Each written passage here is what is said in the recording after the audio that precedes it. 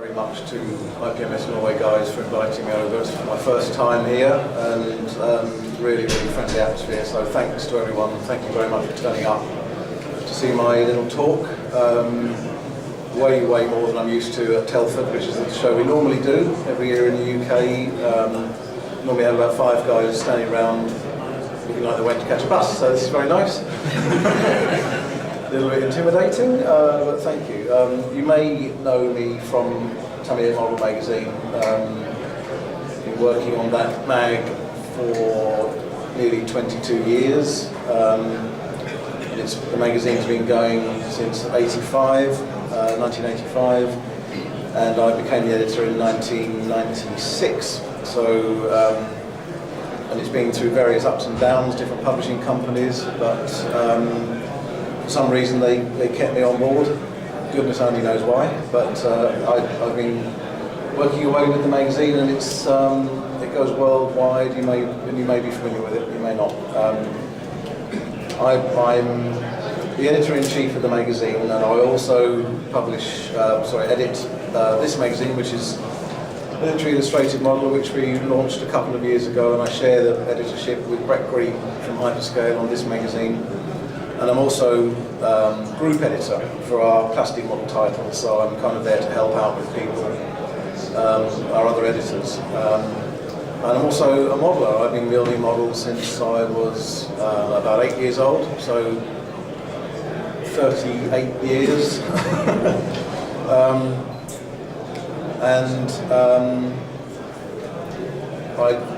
For a long time, when I first started on the magazine, I tried to put a model in every single issue of the magazine, but it's very tiring, so I kind of scaled that back to building models whenever I could. So there were periods where you've seen my models in the magazine, every single issue, and then it goes down and up and down and up. But I've been basically modeling almost constantly for the last 22 years, which is putting out maybe 12 models a year, so it's quite tiring. I'm in England what we call a jack of all trades but master of none. So I do a little bit of everything to a reasonable standard, but nothing compared to some of the stuff you see out here. But one of the things that we have with magazines are deadlines. And the magazine, if you think of a magazine production, it's a little bit like a conveyor belt at a supermarket. All sorts of things go by, but it never ever stops. It's always going past, and so we're running around all the time trying to put the magazine together, and it's like a car production line. And you see these guys building cars. And they have to walk along with the car. I mean, it's a bit like that with the magazine. That the printers absolutely control us. Printing magazines is very expensive, and the reason we can keep the cost down is to stick to these deadlines. And so there are certain ways around building models that we do to make them a little bit quicker to build. I suppose the word cheats could be used. It's a little bit of a negative word, but there are shortcuts, little tricks that we can do to speed the modelling process up, because when a kit comes in, say, like this, the Enigma from Tamiya, standard procedure for us is that we get whatever Tamiya have ready for us. So in the case of this model, I think we got this model as a box of sprues, really not matched very well, because I believe that the production kit is in the usual sand-coloured polystyrene that you'll be used to in a Tamiya kit. But we get the test shot sprues, which are grey, and the standard T55 kit, which are the dark green parts. So you can see, it's actually quite handy for the article, because you can see exactly where the new parts are for the model. So in a strange way, it actually makes it easier for us to show what we're doing with this new kit. But it does mean that we have to build that model very quickly. In the case of this one, I think I had 10 days. So you have to learn certain little tricks around, but also it can't just be a rubbish job, because people very graciously give us their money to have these magazines, and they want to see at least a half-decent result. So it's a compromise between speed, getting it in, because we can't compete with the internet. It's much more instant, obviously, from model news. But one thing people do like is a good old-fashioned paper magazine, we still find. So that's what we can offer. It's a nicely built model, but as on time as possible. So I built this kit as quickly as I could, adding a few little details.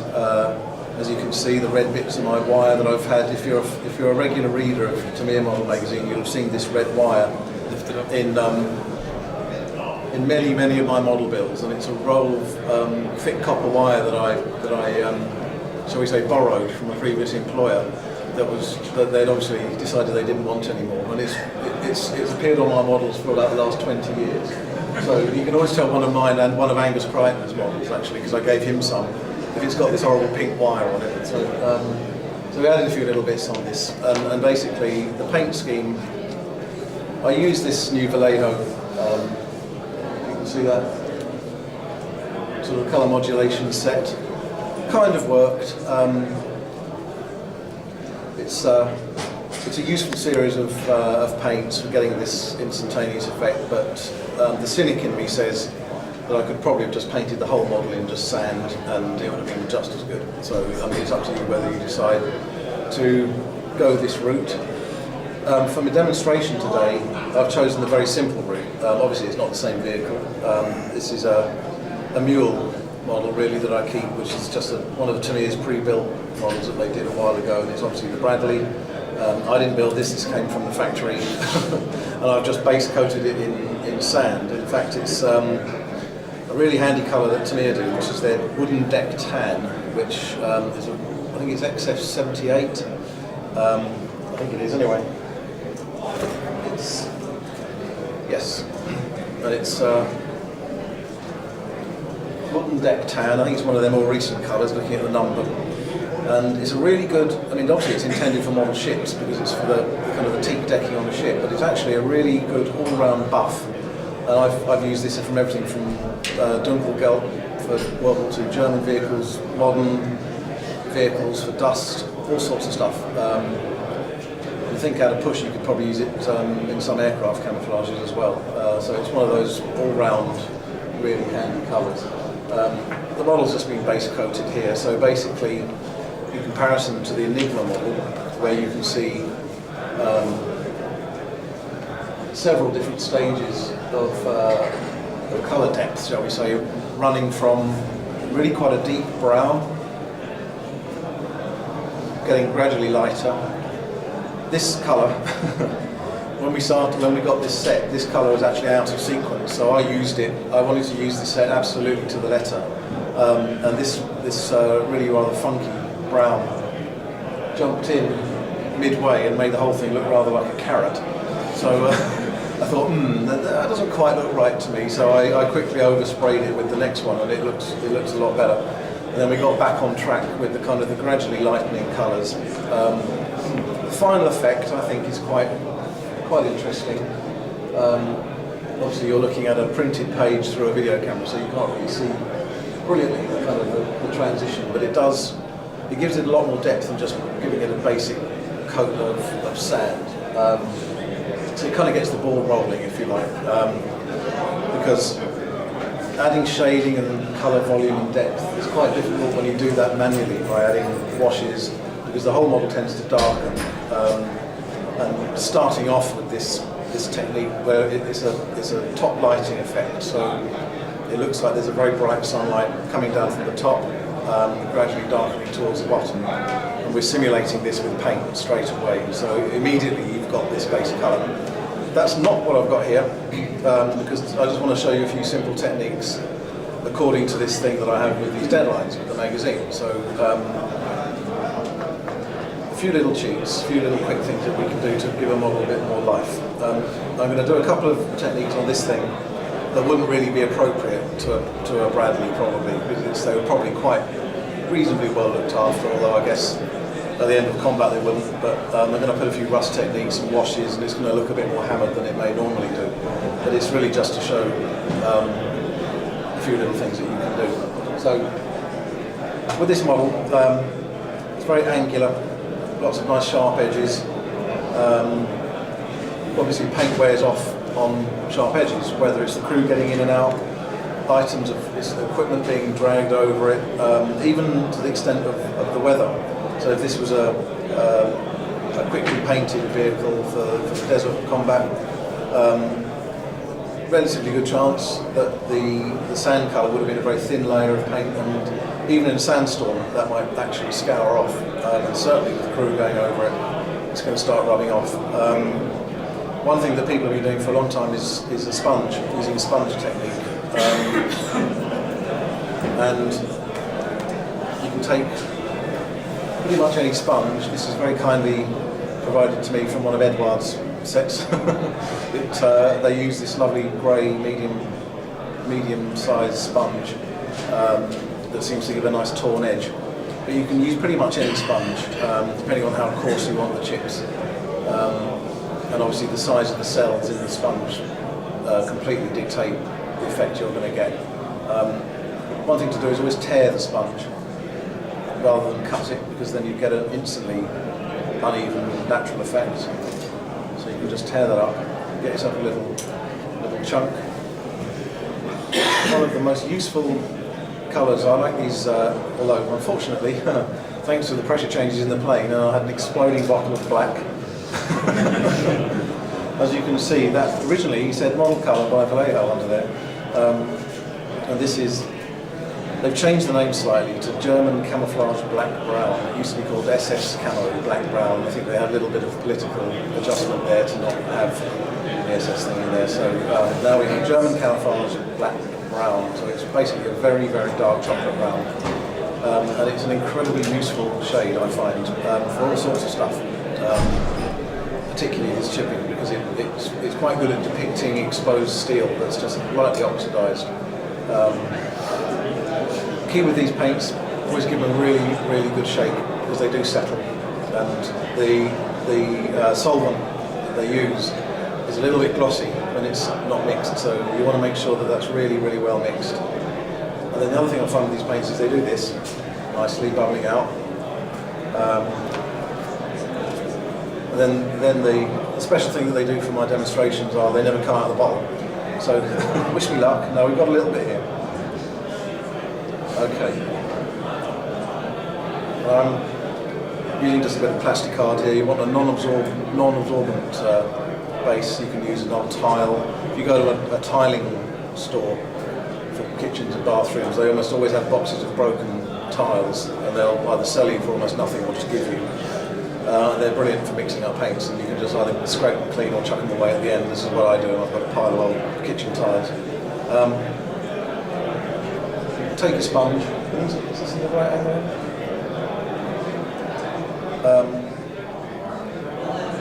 Get some paint on the sponge, and then dab it around until you get this kind of very fine mottled effect appearing on the card. One of the things with these Vallejo paints is they dry really quickly, and if believe it or not, we do get a summer in England. It's about 3 days long, but we do get one. And when I'm working in my workshop and it's 90 degrees in there, because of all the lights and the computer screen, this stuff dries in about 30 seconds, and it's quite a challenge. So you have to practice a bit with this, which is why it's always good to keep a few old beaten up models around just to try these techniques. So you have to work fairly quickly. I'm trying to do this back to front. Dabbing very lightly at first, just along the edge. I don't know if you can pick that up. But this isn't an enormously precise technique. As I said, this isn't a masterclass in finest modelling. This is the quick and cheerful way that we can get some effects down if you're in a little bit of a rush, as I always seem to be.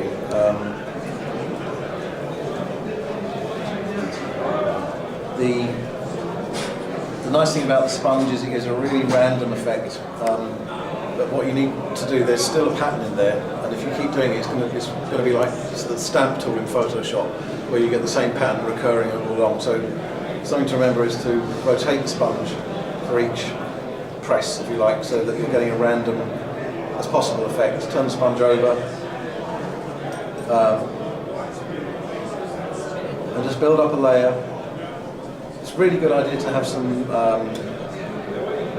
photo references at this stage, and it can be of one of the best things I find are plant vehicles from building sites, so bulldozers, bucket loaders, this kind of scoops and things that get really hammered, and you can see the way the paint rubs off, the way it scores, the way it gets shredded by people climbing over it.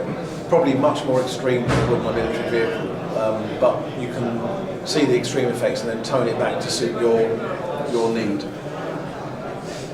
I'm working around the edges so that you can see, again, the high spots. On the front of the vehicle, as I said, this isn't going to be appropriate to a Bradley probably, but it's a good test base to show this effect. Years ago,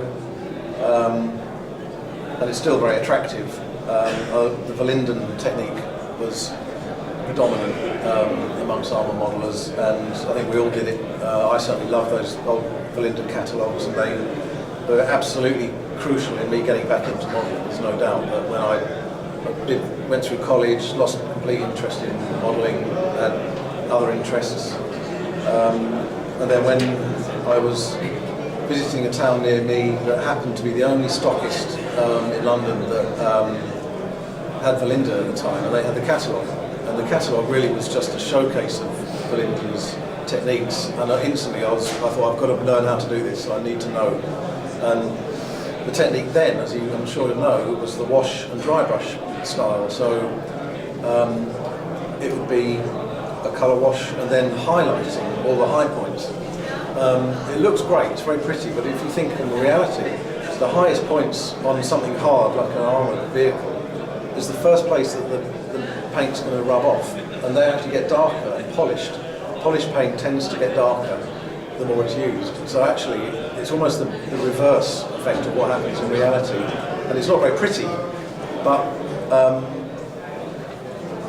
you look at an old manhole cover in the street, the tops of the grip where you walk are dark, polished, sort of brownish metallic steel or iron, and then the recesses are lighter, they've got the dust or the dirt, so actually it's back to front from the Verlinden style, really. You could, in theory, dry brush the model with dark brown and black, but it would look hideous, obviously. So it's finding a compromise. The sponge technique, this sponge is now dried, so I'll get another piece, is a good way to start the ball rolling, I think. It's quite therapeutic, so it's very easy to get carried away. You can see them doing this, and then you suddenly think, oh my god, it looks like someone's gone over it with a piece of steel wool or something. But by varying the amount of paint that you put on the sponge, concentrating on those high ridges, the sharp points, the bolt heads, the screws. I don't know if you can get it. If you can zoom in on that front panel there.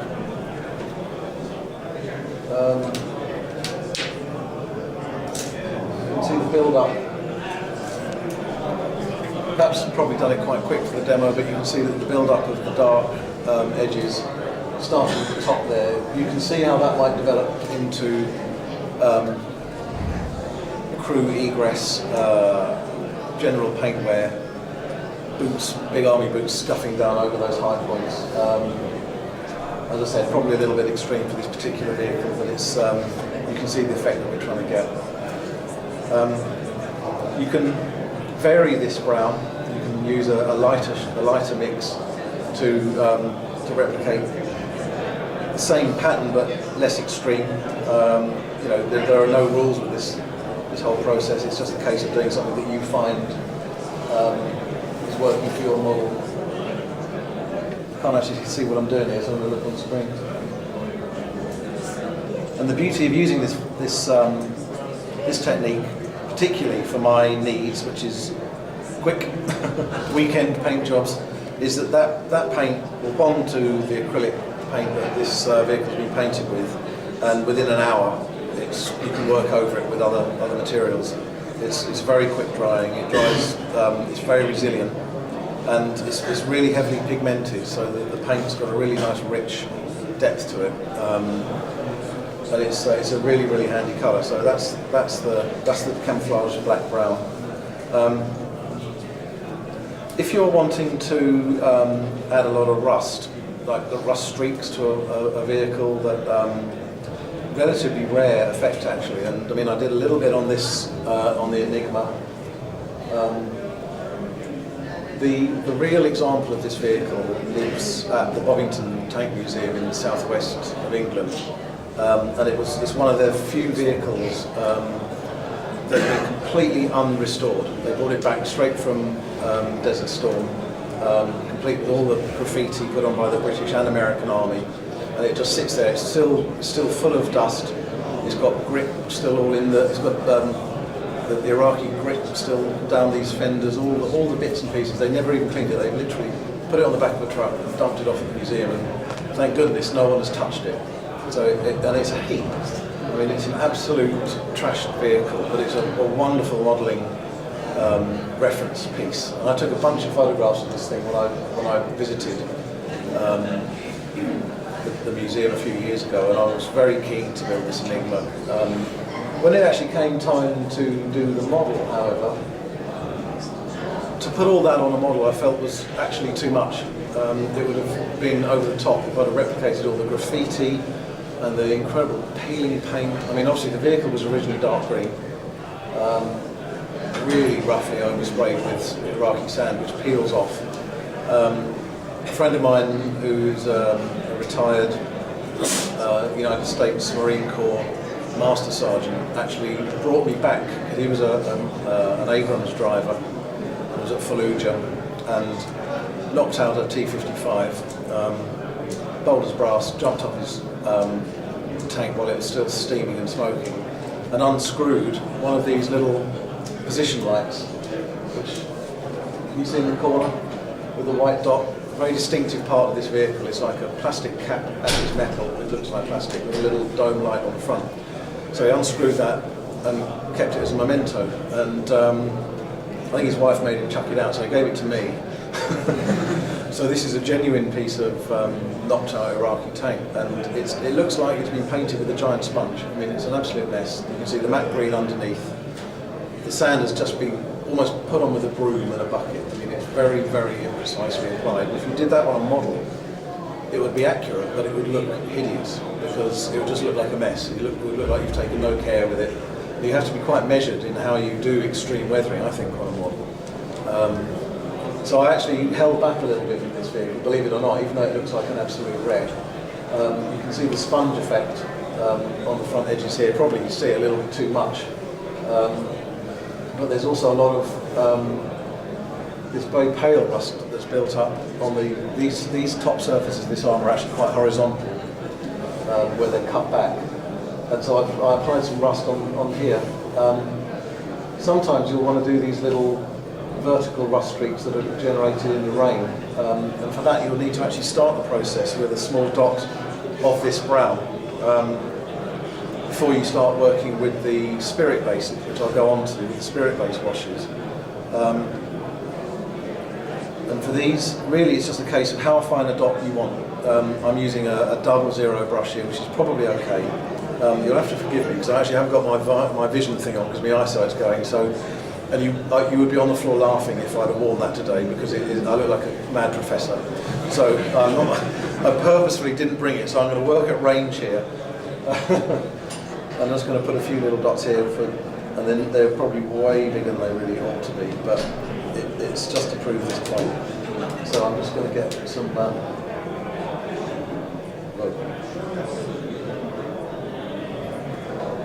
Okay, so I've just started a few dots, and they look silly on their own at the minute, but they'll come into play in a little while. So, started off with some of these scratches and scoring.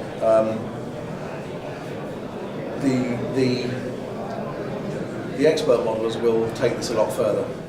Rowan, you'll obviously do your mapping and chipping and everything like Adam does, and Mario, our friends, in these skill levels. I'm not even approaching that level, so I'm wanting to do the quickest and easiest thing that I can do. So I will skip all the nice further, the more in-depth acrylic stages where you can work these scratches up. I'm going to go straight in with the colour wash. Now the colour wash, I just call it a colour wash. That's what I've always called it.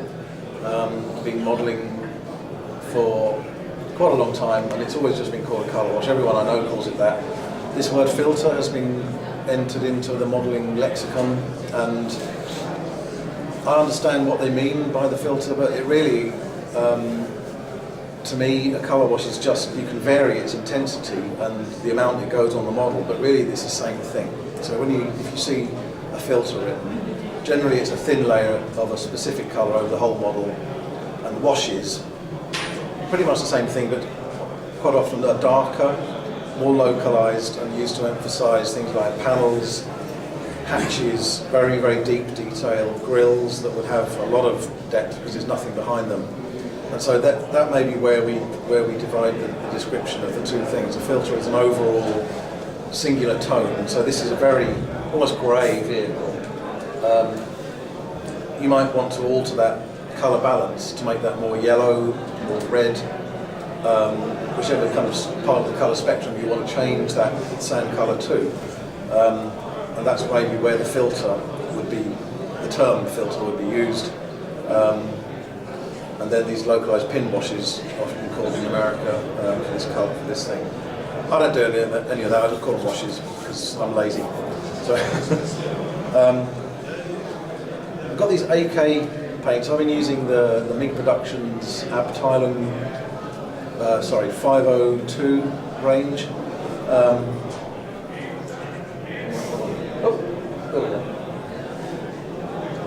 Now, I always used to use artists' oil paints. I've had oil paints from my dad's supply over the years, and I've bought them. And being a bit of an old skinflint, I've always gone for the cheapest option that I could find. I just thought, well, there's no difference between student quality and artist quality oil paint. There really is a big difference, and the difference is the size of the grains of the pigment.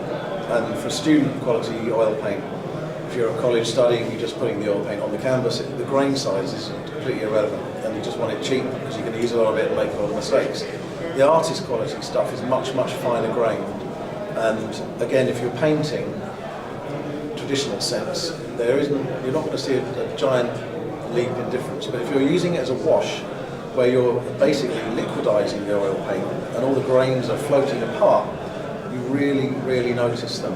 And it can make the difference between having a very lumpy, grainy colour wash on the model, or a really lovely, smooth, graduated, grain-free, which is what we want. We want to reduce the grain, because you don't want to see little tiny fragments of paint where you haven't intended that to happen. So I always recommend spend a bit more money, buy the artist quality oil paints,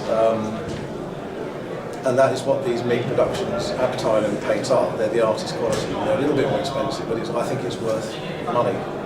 These are new to me, and I'm not sure if these are artist or student quality. I tried one the other day and it was very grainy, and then I tried another colour and it was absolutely smooth. So I think these need a little bit of experimentation. I like the AK product range. I think it's very exciting stimulus for armour modelling because there's all these interesting colours, sparking people's imagination. But as for the quality of these, it's a case of experimentation. They've got a good range. I'm going to use a dark grey fading. These initial ones I think have been released for ship models. So you've got some quite shippy type shades here. See, I just put a little bit out on this piece of plastic art here.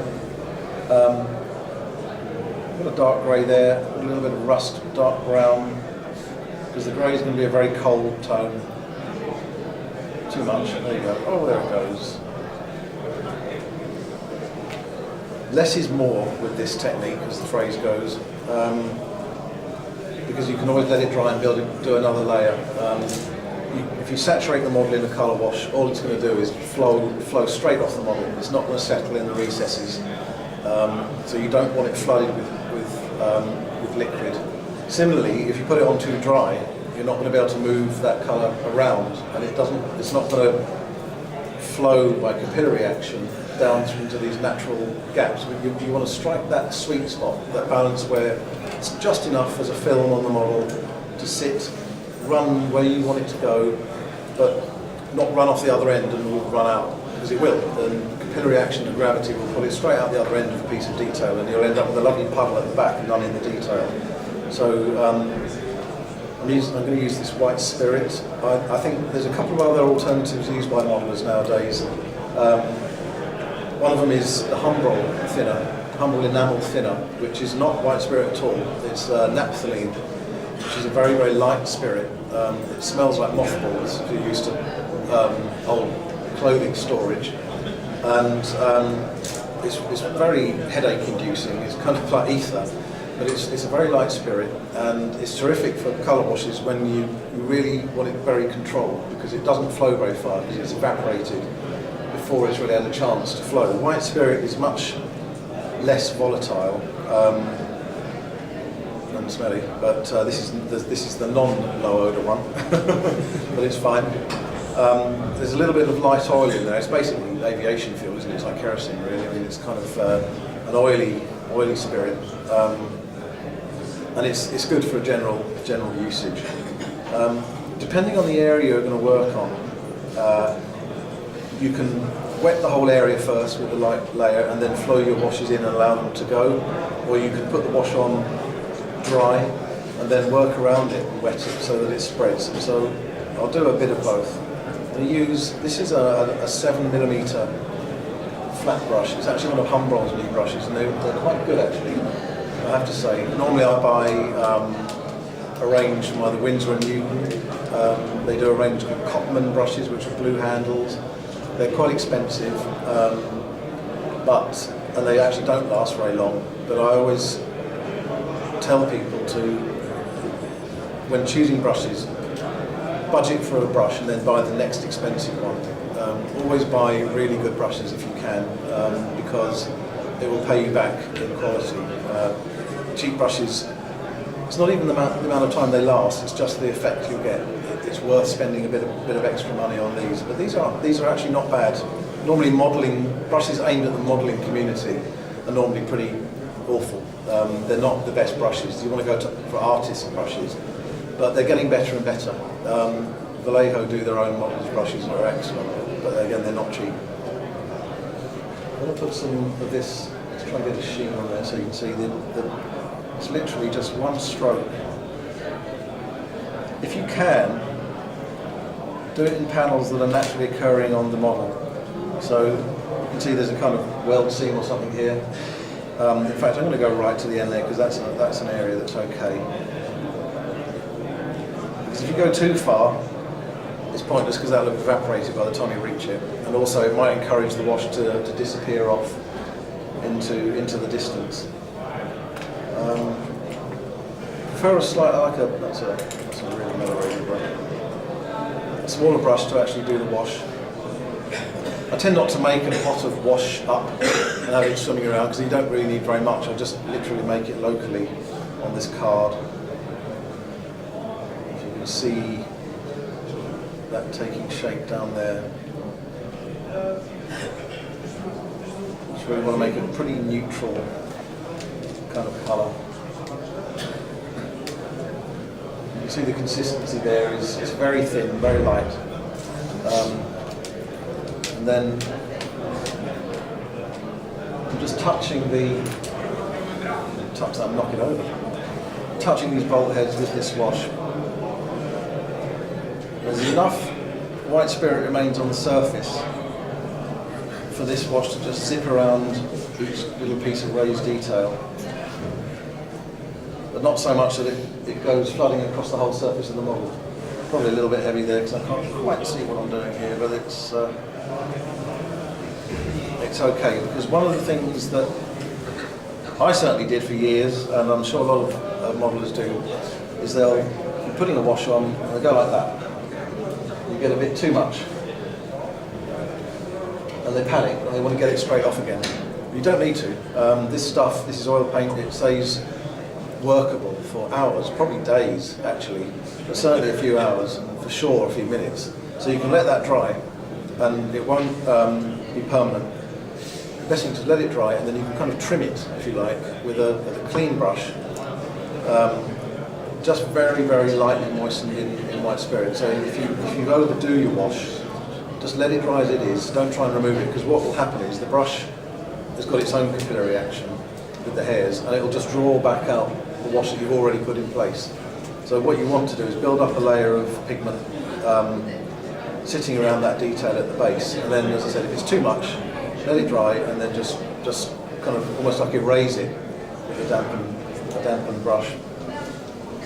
And I'll carry on putting these on just for now. As you can see, that's starting to dry above me there. You can see that. So I'm just going to reapply this, but avoiding the bits I've already done, because I don't want to wipe them out. But I'm not flooding this whole surface of the vehicle with colour wash. Just want a very localised application, just to highlight these bolts. There's a lot of products now designed specifically for these kinds of things from the various manufacturers, these premix colour washes. And they tend to use enamel paints with a white spirit.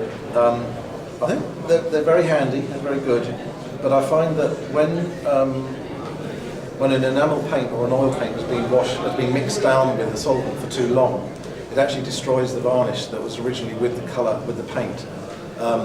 And its kind of staying power is diminished. And I really much prefer making a fresh wash, a fresh batch with clean thinners, fresh oil paints, and applying it, because I think for me, that's not criticising these pre-made colours, really, it's just I find that works better for me, because when the paints are fresh, they just seem to flow better, they seem to work better. But then again, I have had success with these pre-mixed colours, so it's just a case of experimentation. And they are really handy if you're in a rush as well, which I always seem to be. So you can see here, I've kind of overdone those top ones. And we can come back to those and trim them, certainly on the top of that bolt head. This bolt head here where the wash is actually sitting on top of that bolt head. That's not a problem. Leave it to dry and come back later with a clean brush, just dampened in white spirit, and you can just rub that off. And it's very, very straightforward. With these little spots that I did a minute ago, this is all very compressed, by the way. This would normally be over space for a few days, but I'm just trying to squeeze this in. I've got a lighter rust shade here. You can see that it's pretty much an orange there. It's like a fresh rust. You need a very fine brush for this. This is really stretching the limit of my unaided eyes. What you want to do is just put this dot of this rust right over the top of those dark dots you made earlier. If you can see that.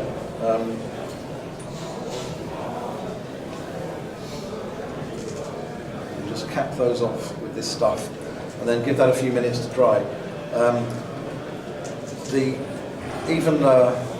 Even on model paint, this matte finish is very absorbent, and that will actually drain off some of the oil, and it will allow that oil paint to slightly set, even in a few minutes. You want to use a completely on the floor brush. Oh, thank you very much, sir. Cheers. Completely dry.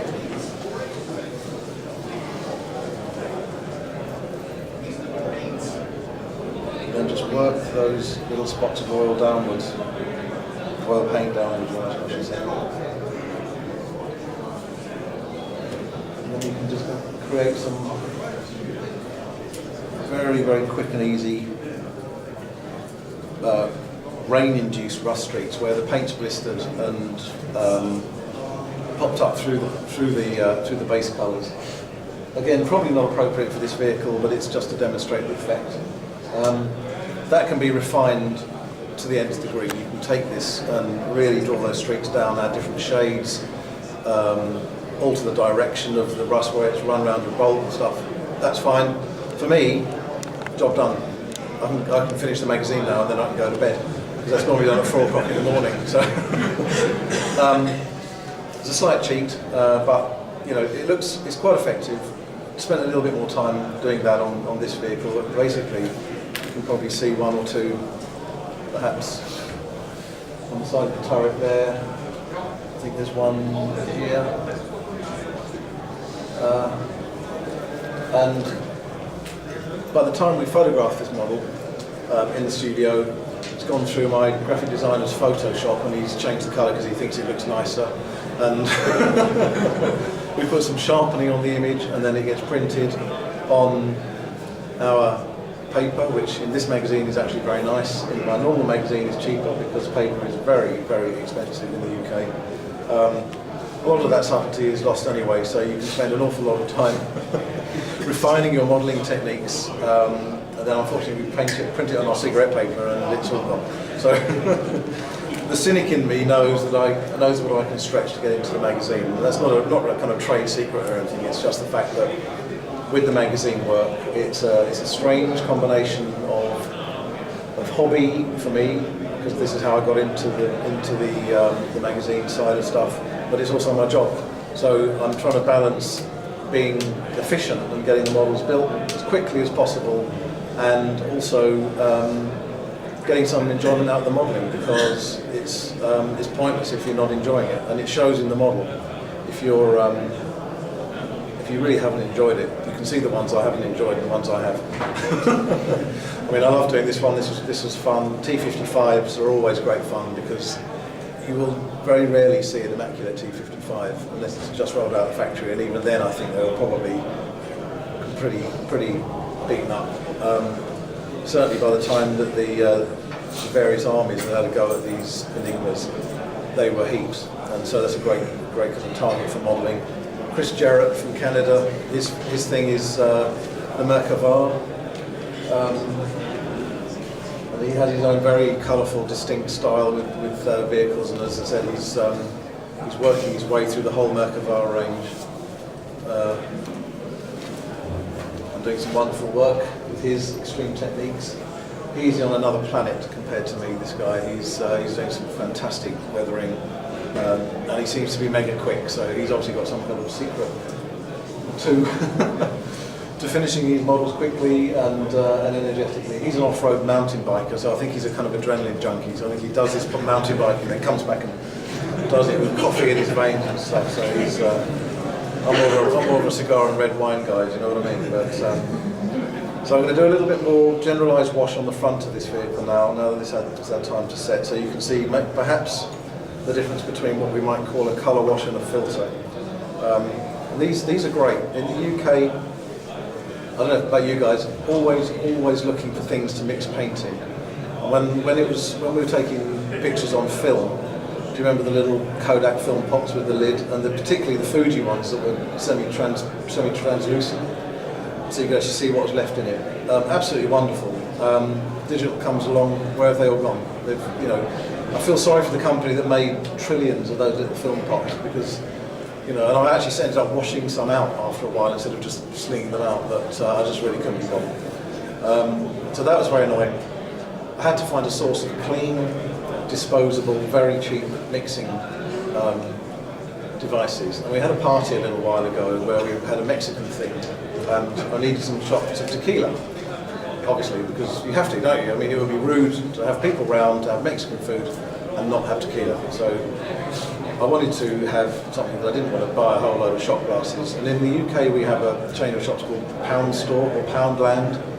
And the clue's in the name, everything's a pound. So they love it when you ask them how much things are.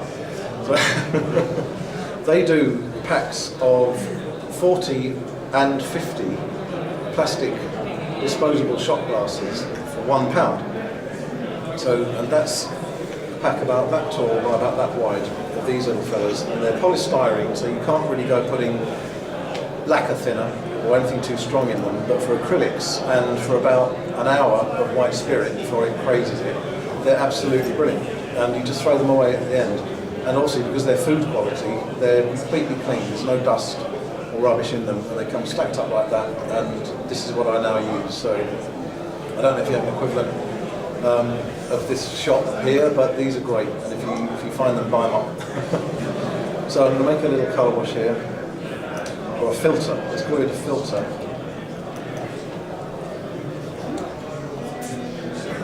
For this, I'm going to make a slightly larger quantity. That, to me, that's a large quantity. I'm going to use this 2 shades of rust, because what I want to try and show is that you can alter this kind of the base tone of the vehicle just by putting this thin colour wash or filter over it. This is quite different to what I did on the side, where it was very localised. The pigment was just kept purely within the edges of the bolts and the joints. With this one, this is going across the whole surface of the model. What this does do is, the effect that this does is to darken the whole paint finish, which is why some people who start off working on a model and they paint the model in, let's say, olive drab, straight out the bottle, and it's already pretty dark, because most olive drabs offered by model companies now are quite a good match for real olive drab. There's no scale lightening, there's no fading built into that. So as soon as it goes on the model is instantly very dark. So if you start putting colour washes on, it gets darker and darker and darker until you know there's a lot of good work on it, but you can't see it because it just looks like a jet black brick sitting there with tracks. And it's worth spending some time before you put any paint on a model, thinking how much colour washes, how much weathering you're going to do to this model, how much is that going to reduce its overall brightness in tone, and then preempting that by actually increasing the brightness of the base colours in advance, so that when you put your colour washes on, it actually brings it down to the correct shade. So this looks very, very bright and plain. If I was finishing this model to the end, this would come down in several steps in terms of brightness, just by these liquid washes that are going to go on. That can bite you if you don't put enough on and the model ends up looking like it's something from the Disney set. It looks way too bright, but hopefully, you know, you can gauge the amount that you're going to apply to the model, and it'll darken down as you put your weathering on. This is going to be quite hard to show because it's a fairly subtle effect, but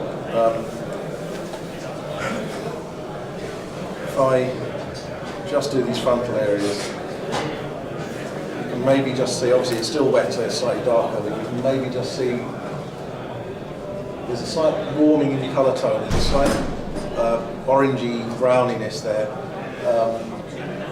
It's very handy for representing the atmospheric conditions. If you're or rather the environmental conditions, if you're building vehicles of Vietnam War vehicles, models of Vietnam War vehicles, the cliche is a dark glossy green AFE tank, whatever, with this bright orange dust over it.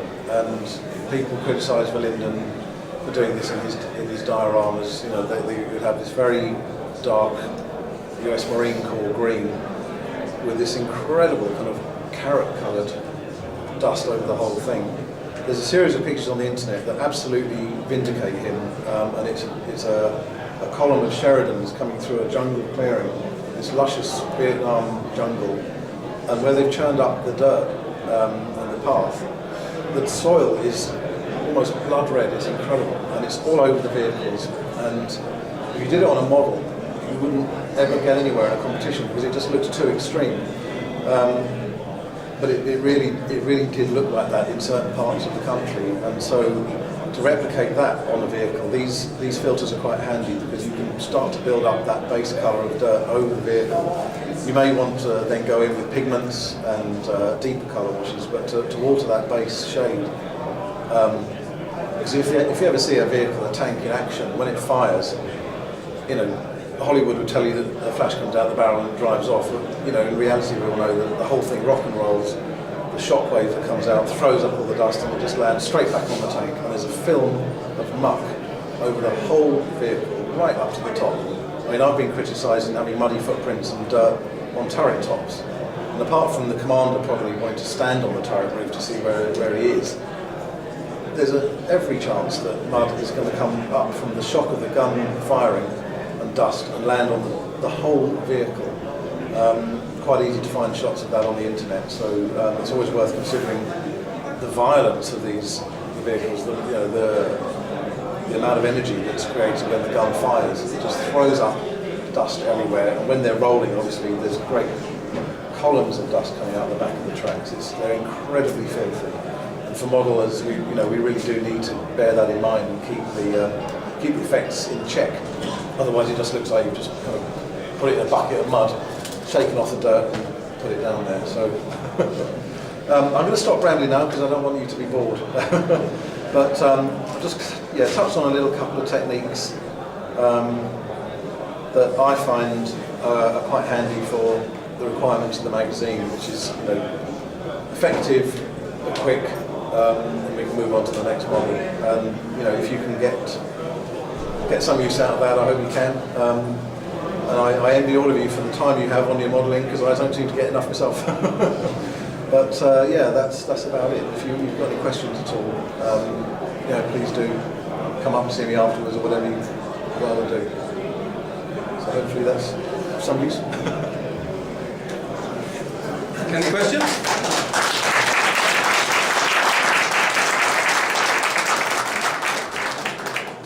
Inget spørsmål? Ja? Yes, it's satisfied. That's no problem. Thank you very much.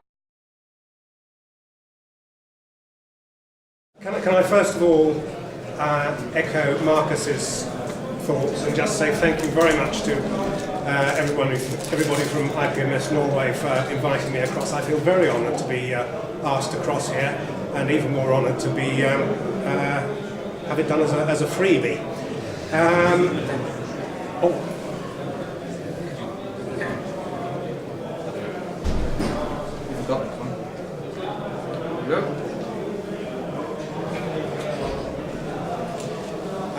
Unlike Marcus, I'm not in any way a professional modeller. I just fiddle around at the weekends and when I get in from work, if the wife will let me.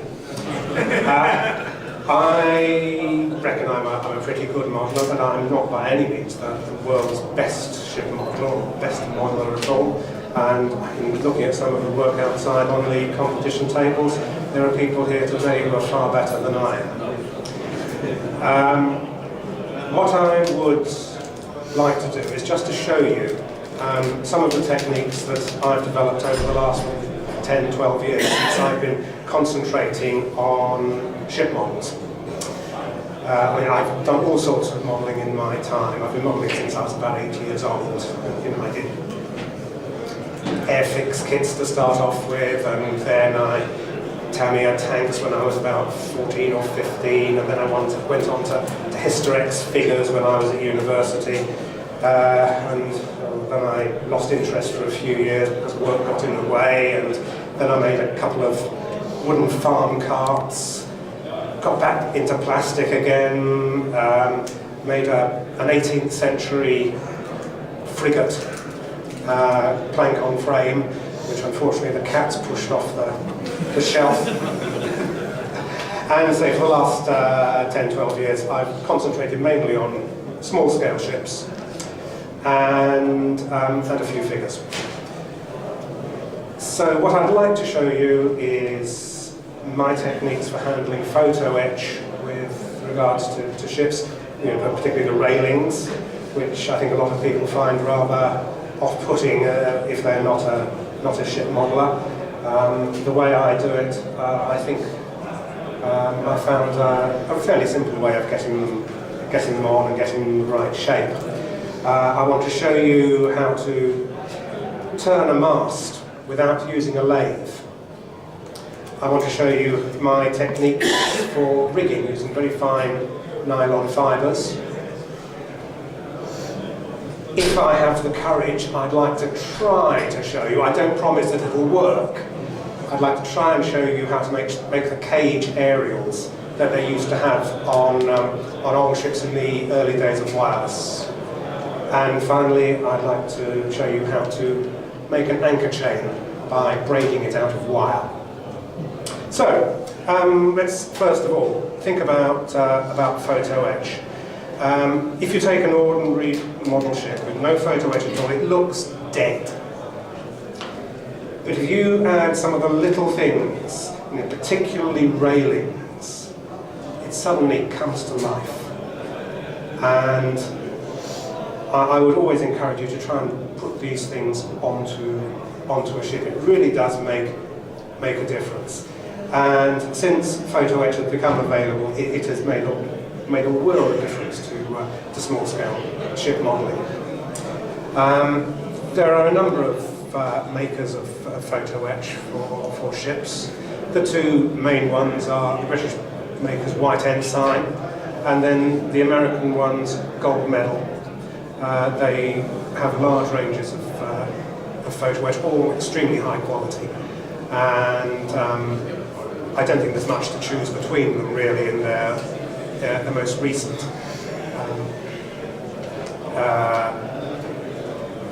productions. So here I have a piece of photo etch by White Ensign, which was for the USS Indianapolis. I didn't use the railings on from this one on the ship itself. I used some Gold Medal. So I think I'll probably take a piece of this and show you how to use it. The reason for that is it is a little bit heavier than the Gold Medal, so it'll show up a little bit easier on the video. On the other hand, we have some Gold Medal railing, which is incredibly fine. It's so fine that it's almost scale width for the chains, but it's very very fragile and does take a little bit of care to use, but it is very usable, and I almost always use this one.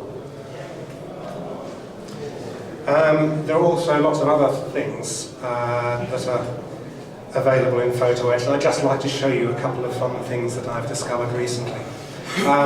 There's an American firm called Alliance Model Works, and they produce lots of stuff which can be used in small-scale dioramas.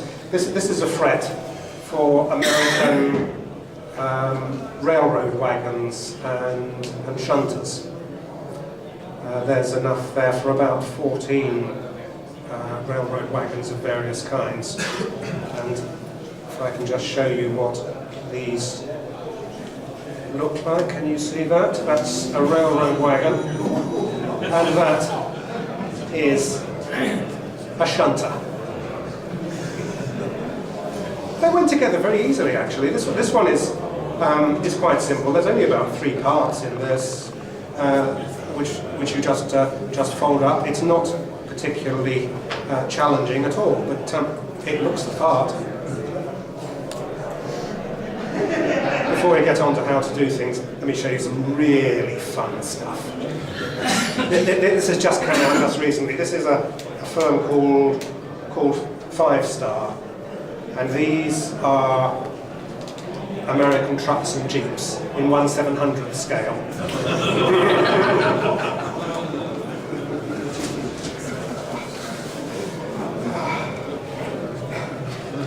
I feel those nice men in white coats are coming to take me away in my medication. And here we have one. As they say in the on the cookery programs on TV, here's one I made earlier.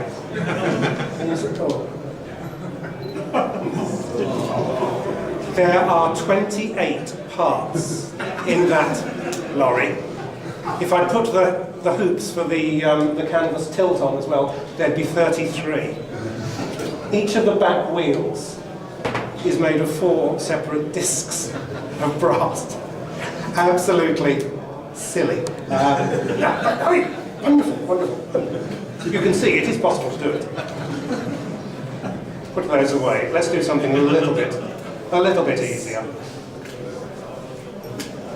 Okay, so you have a fret of photo etch. The first thing you need to be able to do is to cut the parts off. And how I do that is I use a ceramic tile. Some people use a piece of glass. Some people, I think, use an old CD. It doesn't matter, as long as it's a very hard, smooth surface. And you cut it, probably most of you, I'm talking to people who know all this anyway, but just bear with me. And you cut it by pressing straight down with a scalpel blade. Now, I would always suggest using proper Swan Morton scalpel blades. They're much more resilient than X-Acto knives. X-Acto blades are so brittle, they'll crack as soon as you look at them. And if you try to use those for cutting photo etch, they'll do about 2 or 3 cuts and then they'll be useless. These will last at least for a quarter of an hour. And if you're cutting photo etch, use a curved blade. This is a number 15. So what you need to do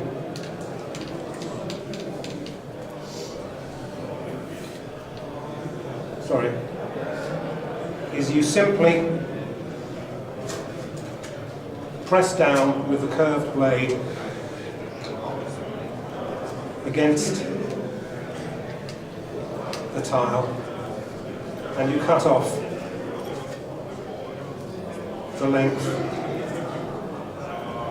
that you need.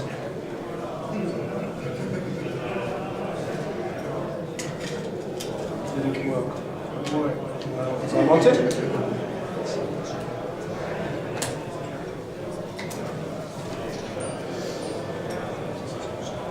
And the bits that are connecting on the side. If you're doing railings, if you're cutting railings, always just press down and have a rocking motion with the blade. Don't be tempted to try and pull the blade, because all that will do is distort the railings. So you have a length of railing, which you always ought to try and handle using tweezers. Try not to use your fingers any more than you have to, because you'll just distort it and bend it. So you have a length of railing, but you've got to get it around the shapes of the ship, around the edges of the decks. So you need to be able to bend and roll it. And what I use now is something soft and spongy. This I find is the simplest way. You can use these hold and fold devices, but for railings, they're really not necessary. So you can either use something like this, which is some foam plastic, which I got from a craft shop. It's about 2mm thick, and it's quite firm. Or another simple thing is the back of an old mouse mat. And if you're going to get one like this, get a cheap one, not a really thick, luxurious one. This is something which was given away by a drug rep, and it's really cheap. And the reason I like the cheap ones is that it's a thin layer of foam at the back. And what this enables you to do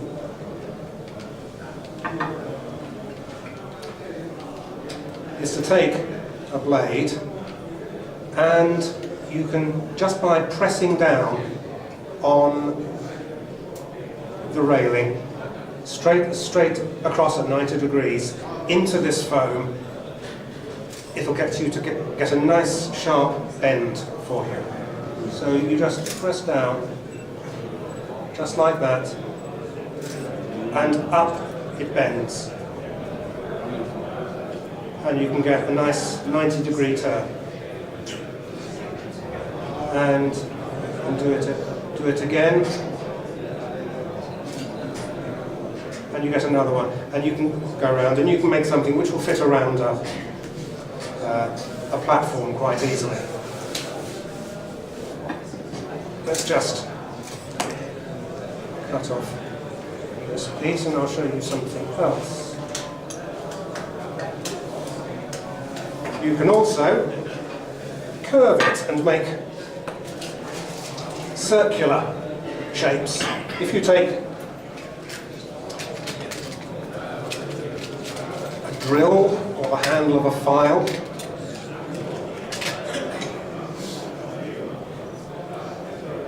and just roll, up it comes into a curve. And depending on how fast you roll, how hard you press, and also on the size of the drill or handle, you'll get different diameters of curves. And there you go, you can get a complete circle.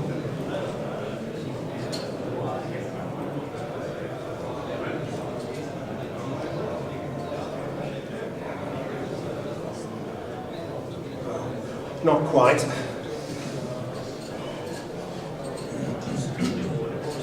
Let's make it a shorter piece and try and get a circle that will go around the platform here.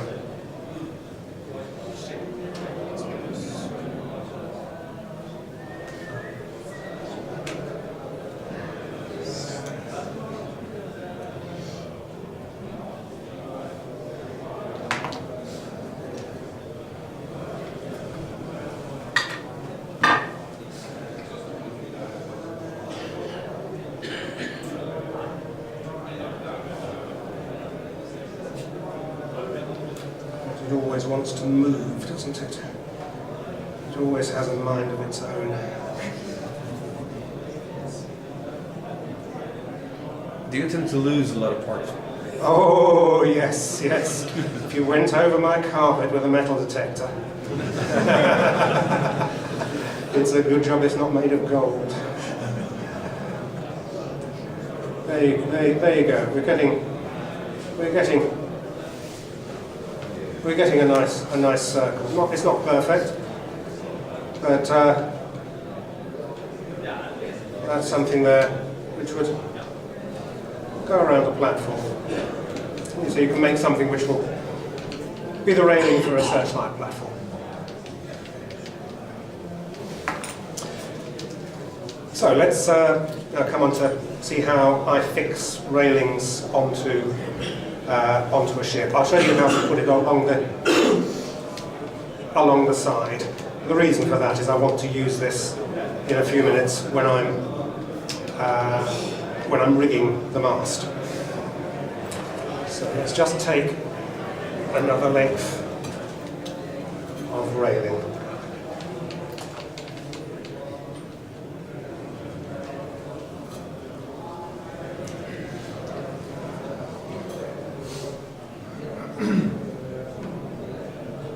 Is that a 15 blade? That's a 15 blade, yes.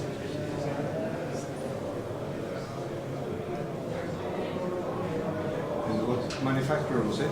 Swan Morton, that's the standard manufacturer for proper scalpel blades. Swan Morton, yeah, Sheffield.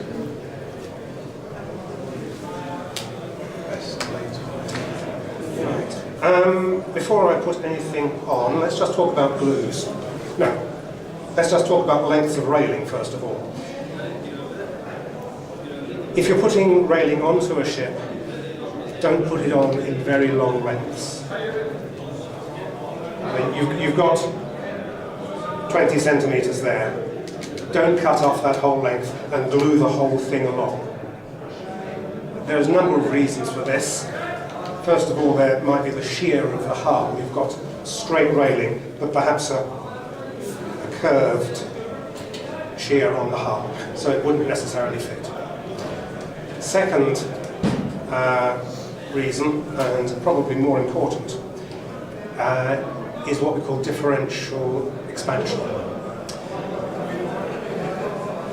When a model is exposed to changes in temperature, it'll expand or contract. So will the metal. But they will expand and contract to different extents.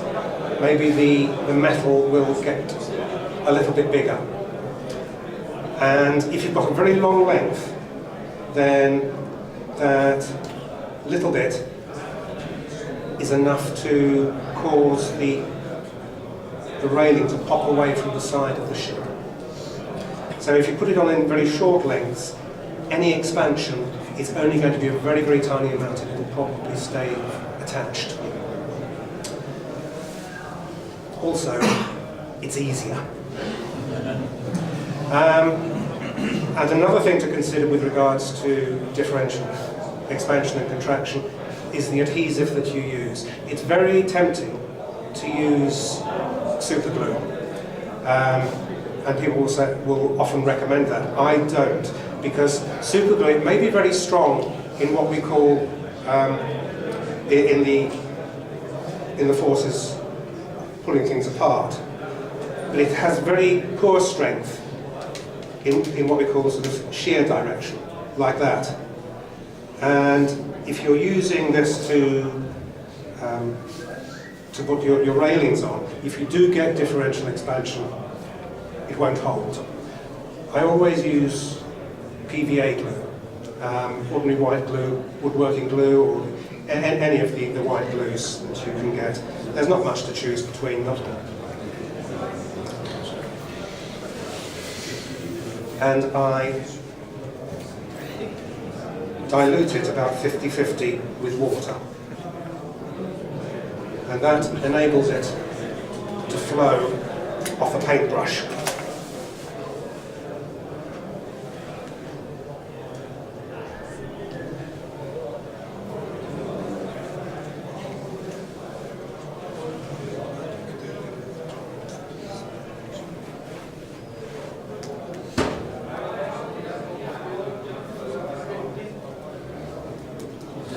Same as regular white glue? Yes, exactly the same stuff. Probably a little bit too much water, never mind.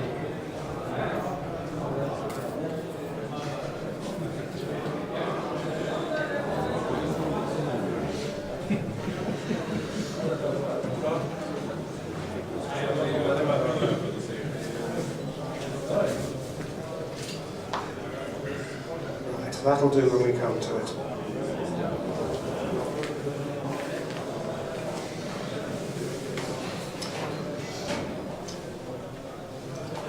Now, I'm a terrible one for the shakes.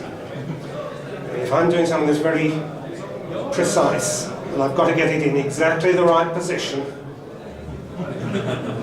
my fingers go.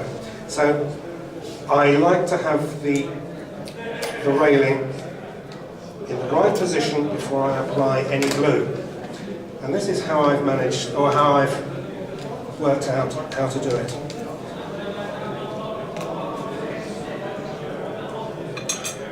Came away without a ruler. I take some masking tape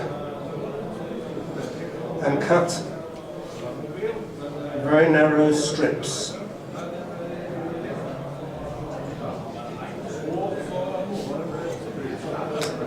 About 1.5 millimeters wide, and then cut some lengths like that.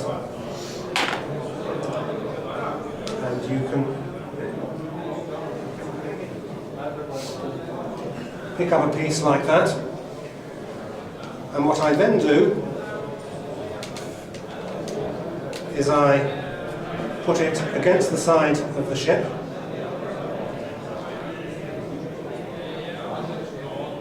Like that.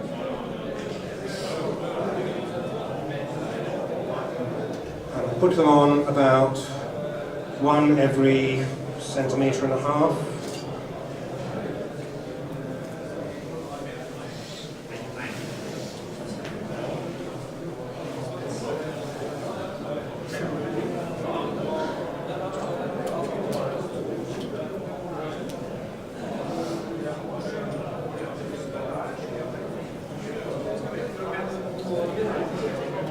Just like that.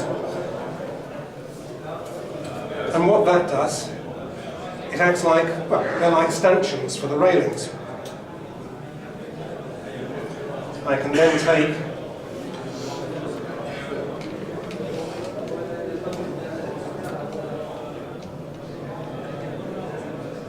my length of railing,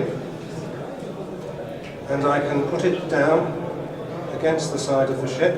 You can see there's my shakes. So I'm going to turn it around and do it the way I can see it.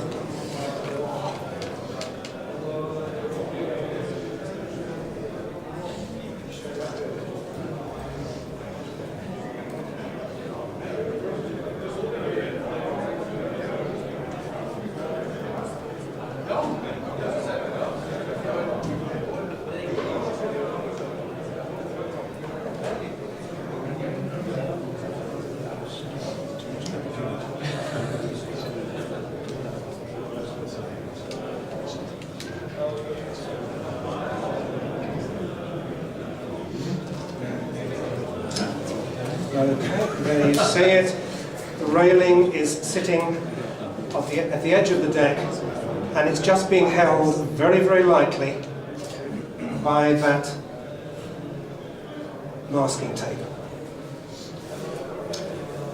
I now take a fine brush and the PVA glue,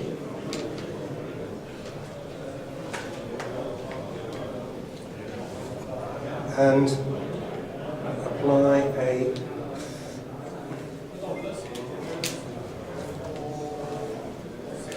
not quite in position, it needs to go down just a little bit more, that feels like it. Apply a thin bead of glue along the side of the ship.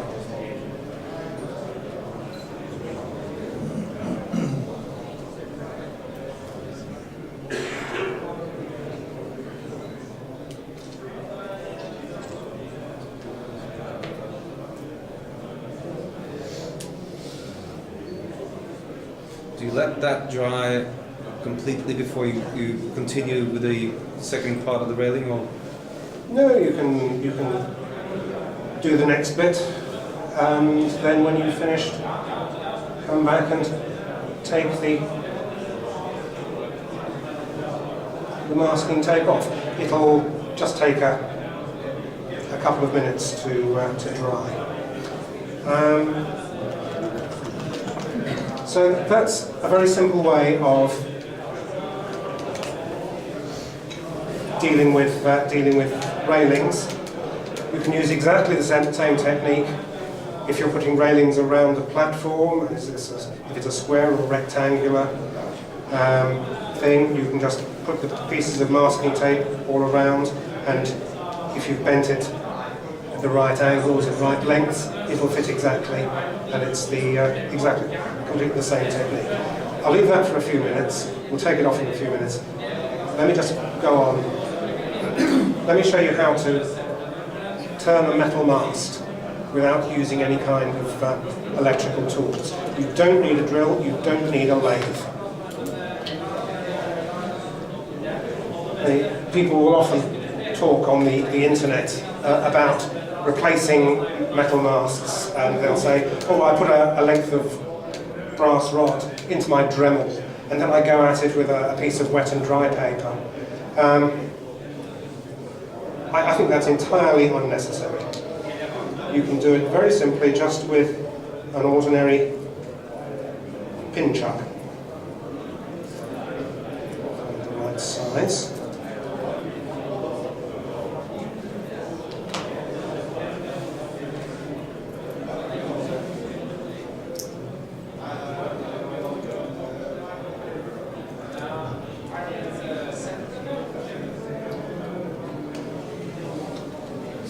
Okay.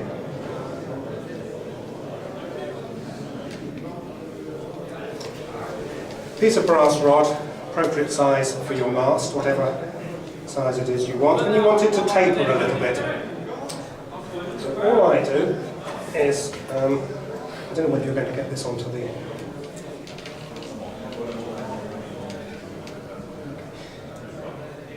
Take a fairly sharp file. You hold the rod so that it's flat against the surface of your work table, and basically you just go at it with a file, and you're turning it all the time towards you.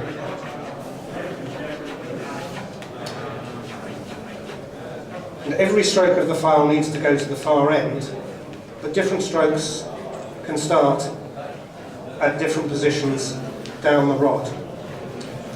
And the effect of that is that the end will get more filing than the butt. And therefore you will end up with a taper.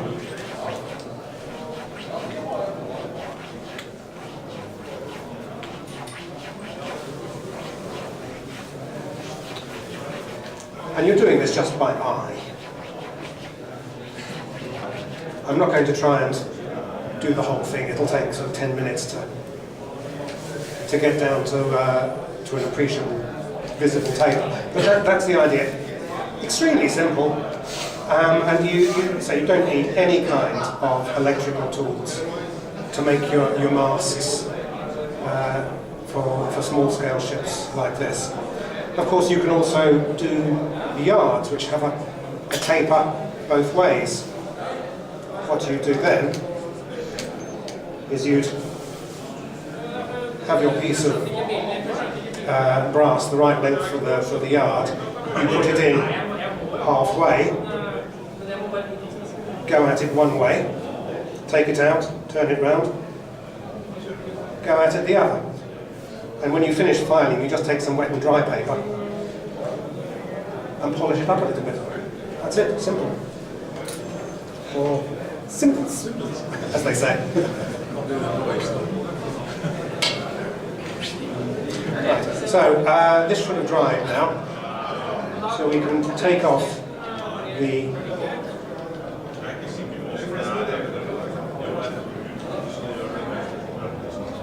masking tape and the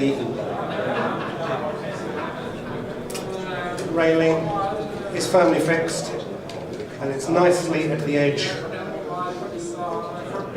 of the deck, and there's hopefully no curves and waves going along it.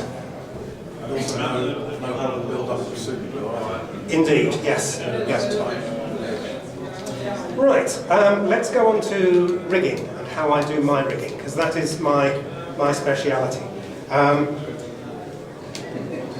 There's no one right way, or one right technique for rigging a ship. Basically, what works for you is right for you. And this is what works for me. I've tried doing it with stretch sprue like Jim Bauman does.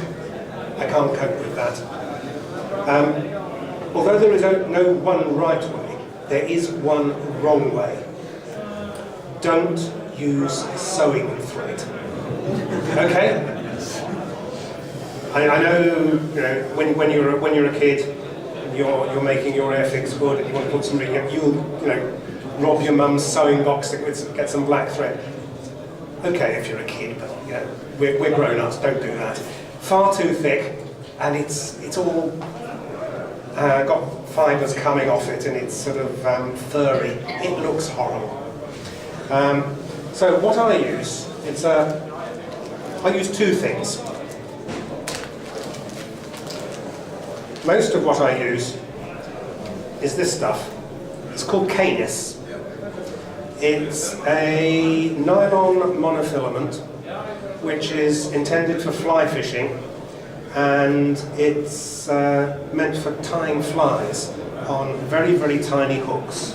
So that's why you live in Glasgow, actually. Glasgow Angels. Yes, indeed. Yes, that's why I discovered it. I don't know whether I was the first person to discover it for I bought some last week. for model ships, but yes, this is that's just about the only place in Britain you can get it.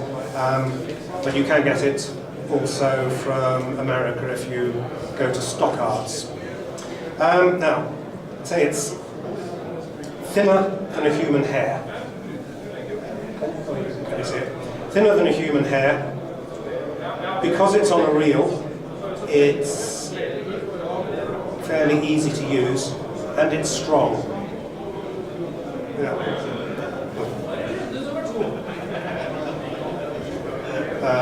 So it's going to stand up to the occasional touch.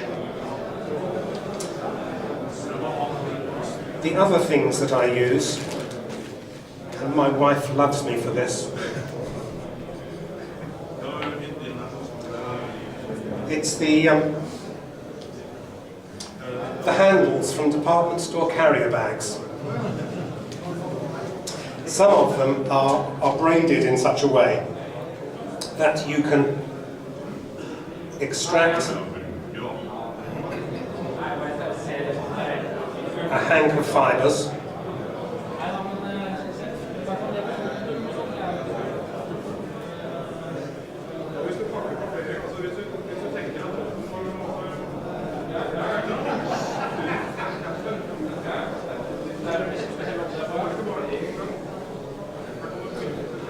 and then from that extract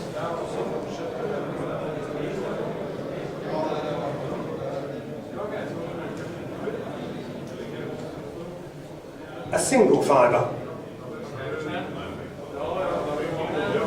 This one I think is slightly thicker than the canis.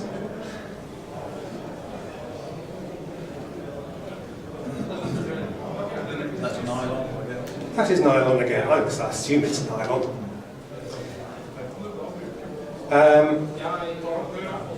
I was going to say it's free, but of course it isn't, because your wife has just spent God knows how much on clothes to get you that.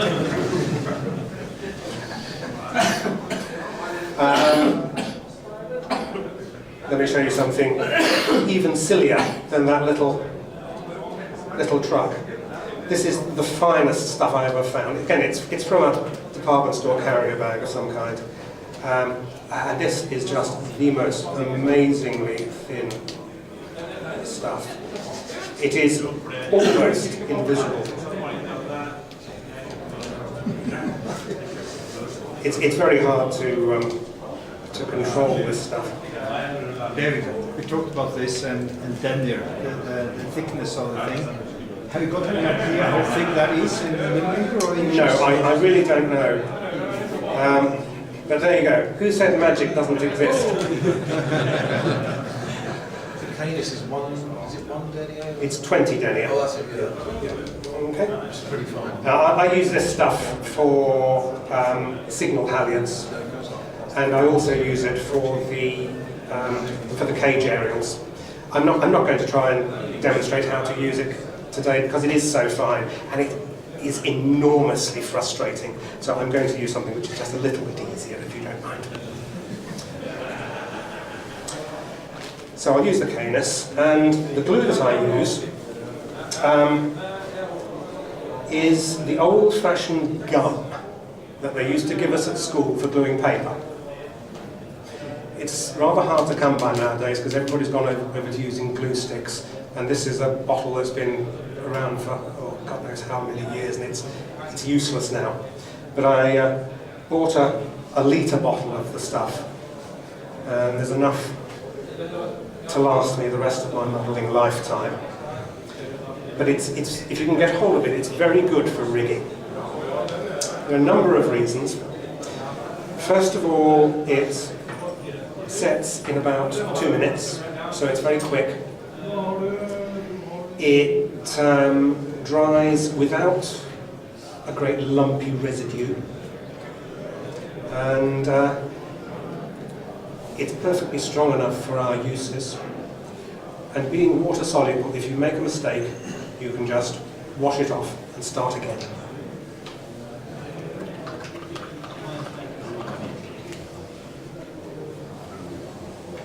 So I'll just take some of this stuff, and again I will dilute it with just a little drop of water to let it flow that a little bit more easily. Yeah, if you go into a craft store, and you may be able to order a litre bottle of this stuff. I mean, back home, a litre costs me about £5, so it's not going to break the bank for um, for a lifetime's worth of glue. So, right, and the other thing that I use is I anchor the fibres using glue tack. That's what it's marked, that's the trade name back in Britain. I don't know what it might be called in Norway. People are nodding, but it's the stuff you use to stick posters on walls. Now, I want you to imagine that this is my waterline ship on its base.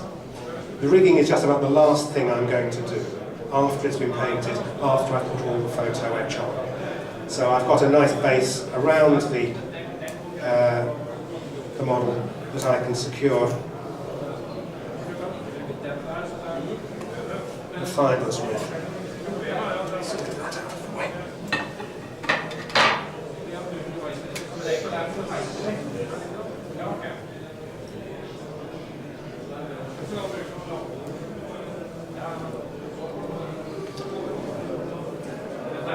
Right, what I'll do is I'll put a couple of backstays on this mast. I don't know whether the original ship had backstays or not, but I'm just going to show you what I do. So I take a length of the canis, just knot a loop, and then tie it around the mast at a suitable point.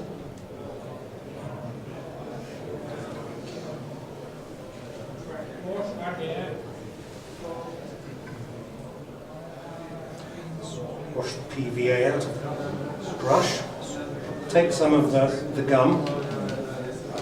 The brand name is Stevens Golden Gum if you're trying to get hold of it.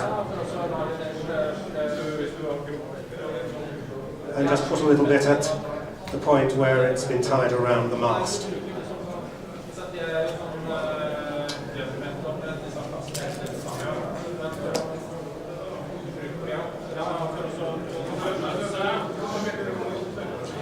And I take the tweezers, I feed this through the railing,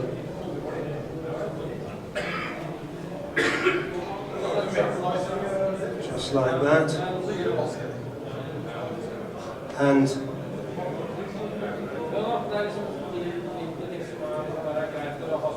hold it in place temporarily in the blue tack.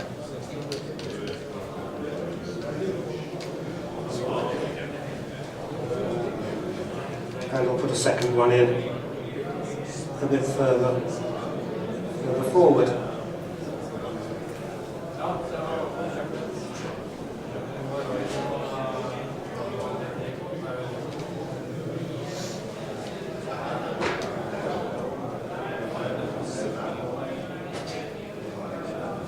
Okay, and a little touch of the gum. Again, just to hold it.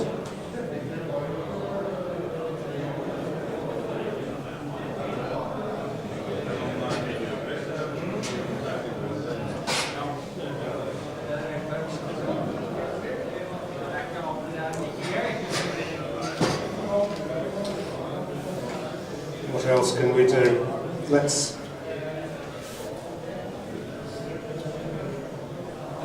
put some lifts on the yard.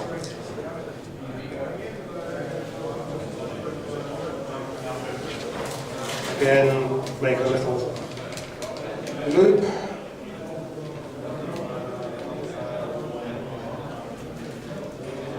Around the mast. So those, the ones you glued on, they're anchored to the very end of the hull. So just Yes, yeah, the yeah, base of the railings. yeah.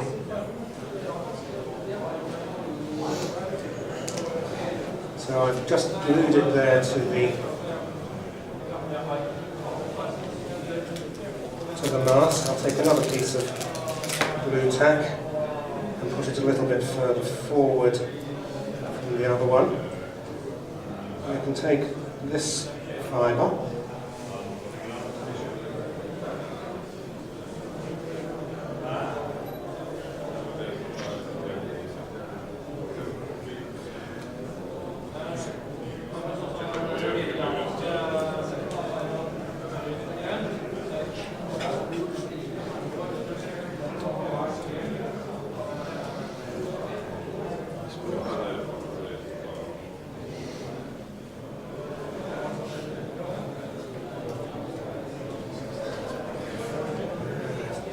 fortunate thing is that this isn't quite the right angle to let the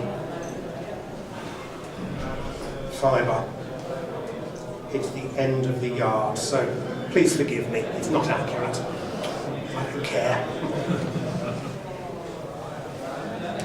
So how do you solve that in case you want a really flattened stretch? You anchor it 2 meters onto the side? Or I'm sorry?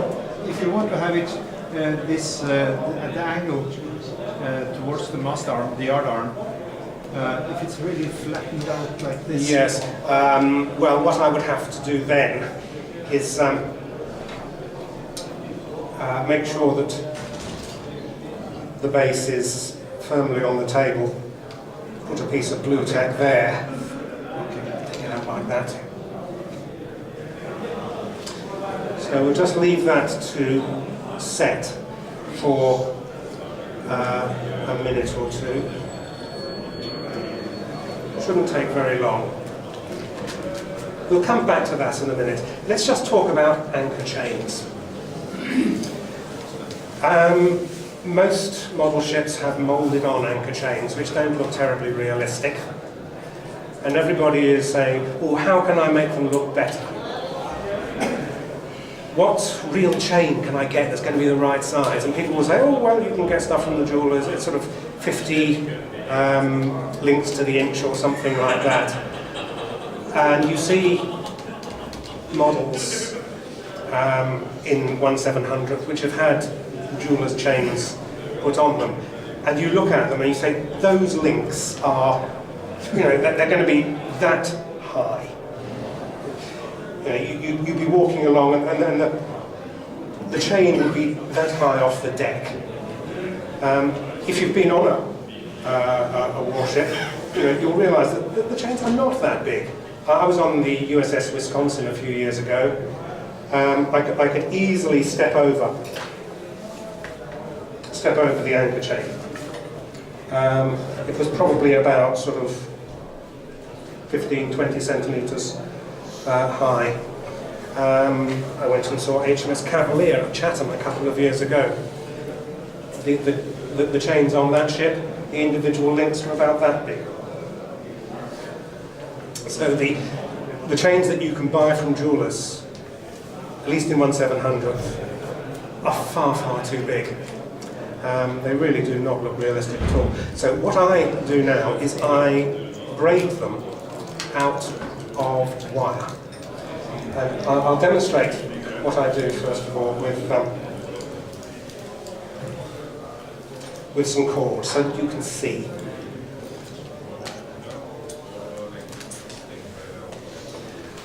I do what's known as a 4-strand square sinnet. That's me being fancy and technical. What you do is you take 4 strands of the wire,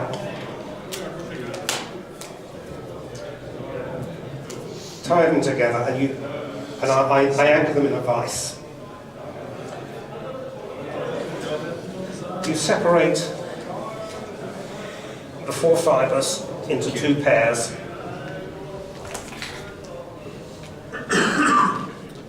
An outer and an inner one. And I like to mark one of each pair. A little piece of masking tape so I know which is which.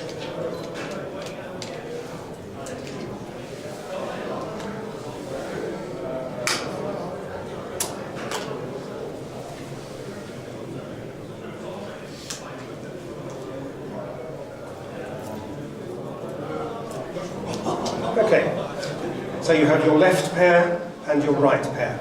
The first move is you take the outer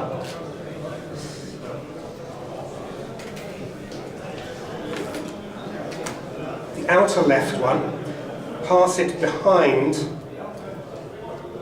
the other right one, behind the inner one on the right, and bring it forward, and you take it back to lay it alongside the other left-hand wire. So it's now on the inside. You do exactly the same on the other one.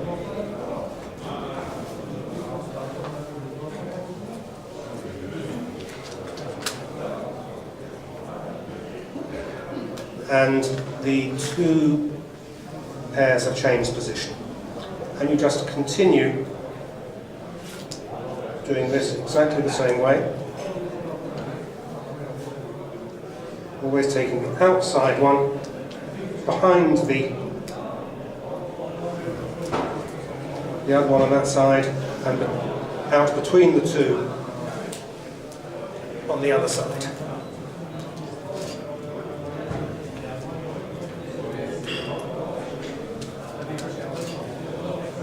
And now we're back to where we were. Let's just do this a little bit more so that we end up with a chain, or what looks like a chain.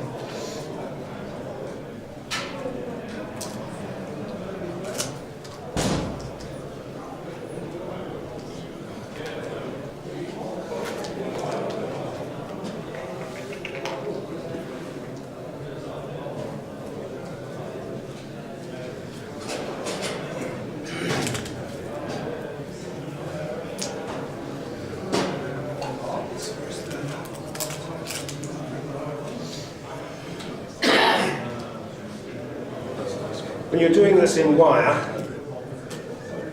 it doesn't take all that long. I can make enough for a cruiser or a battleship in about half an hour.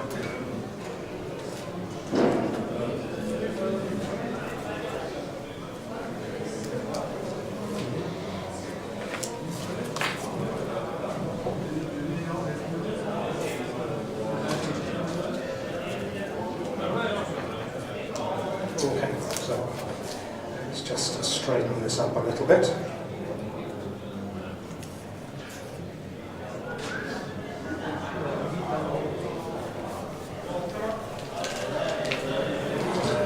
So what you have is a braid that, if you look at it edge on, has swellings on either side that look like a chain. And if you turn it through 90 degrees, you've got the other links of the chain.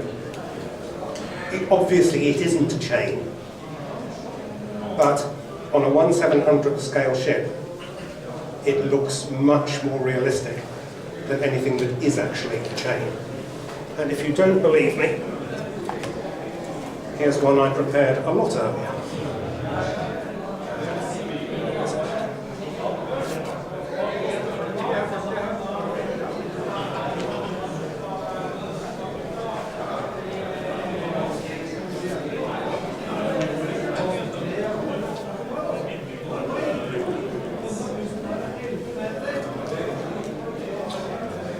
This is my model of the HMAS Sydney, which is on the table.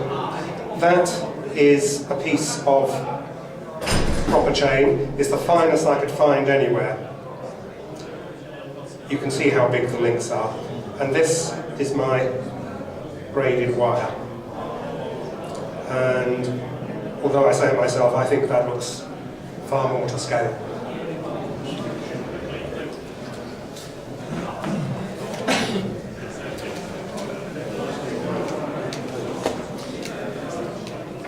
If you don't fancy the 4-strand square sinnet, you can take the simple way out and just do it with 3 strands.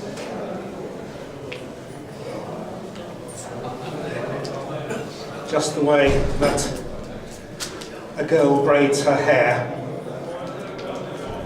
take an outside one, put it in the middle, the other outside one in the middle, outside one in the middle, to the middle, to the middle,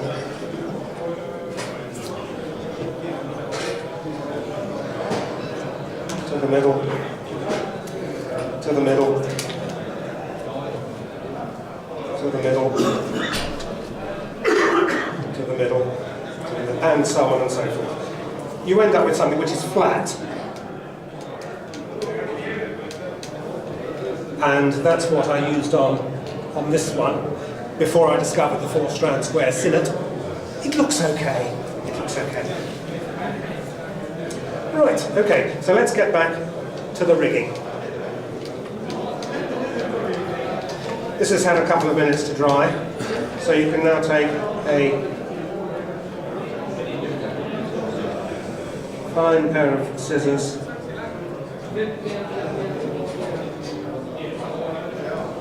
and cut off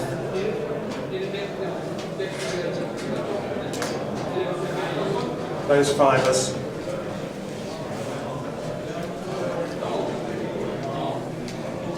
And you have some nice backstays. Do you normally use the plastic masks? No, I always replace them with metal. I'm just using this just to demonstrate. Because I was wondering about how you would cope with the tensions and bending and stuff. So that isn't a problem if you make them out of metal. No, don't use the plastic masks. Make them out of metal, and always try and solder them if you can. Right. Okay. Now the final thing. Let me try and show you how to make a cage aerial. For those of you who don't know what I'm talking about,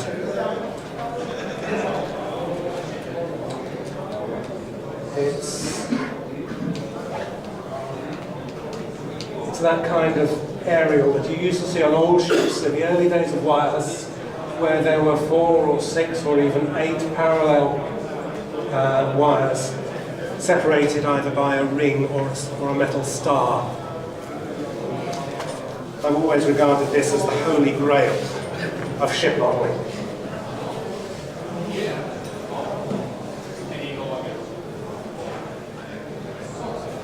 Right, now I want you to use your imagination. Imagine this is a ship with masts and yard arms. All right? I'm going to try and put a bit of a cage aerial between these 2 yards. The first thing I'm going to want to do is to put 2 parallel fibres between the yards, but they need to be separated. Well, they need to originate at the same point on the yard because they come together, but they need to be separated. So the first thing I do is I take a couple of lengths of plastic rod and secure them in a lump of blue tack. I'll put this in the sea next to the ship and just have it going like that. And I'll put it vertically here. You put it as close as you can to the mast.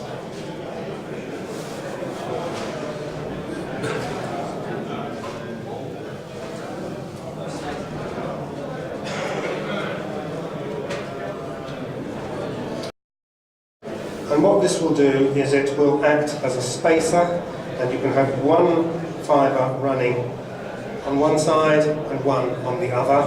And then when I come to put the second pair of fibres on, again, one and one.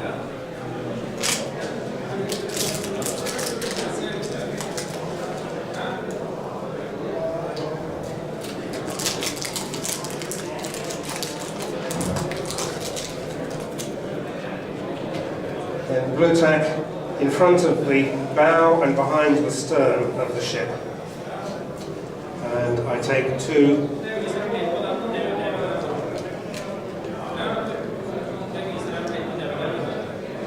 fibres.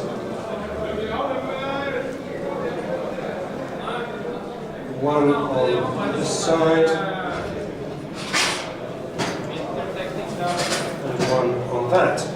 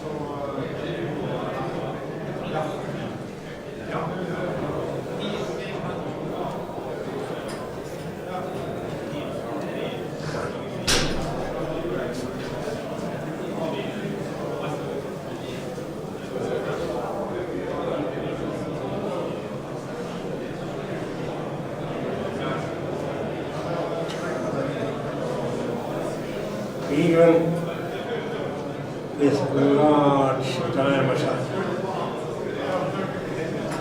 fibres, this isn't terribly easy. Right, okay. That'll do. Now I want some wire rings.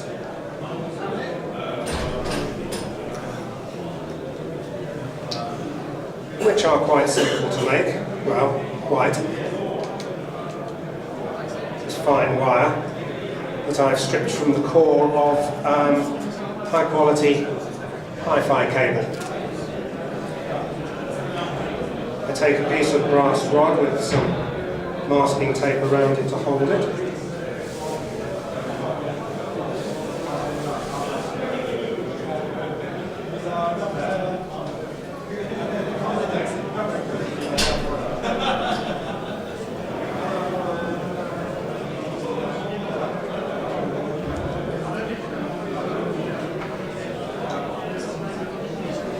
And so I've secured the wire with a piece of masking tape, and I'm simply winding the wire around the brass rod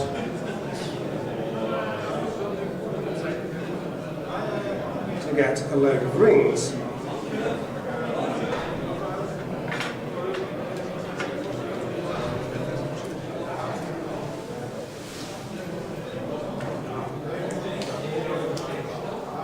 Then I run a blade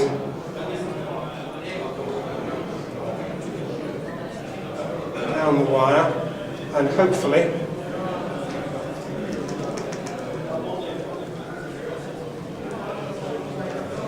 I will have a load of rings. Can you see those? Now those rings will be open. So I take each of them and I just hold them with tweezers, gently close the ring, and a little dab of super glue. That takes some time, so in the words of the cookery programme again, here's some I prepared earlier.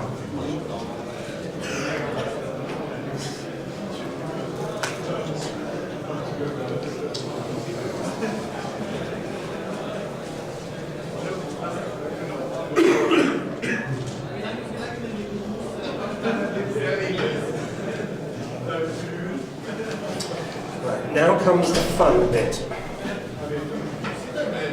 I take some glue and I apply it to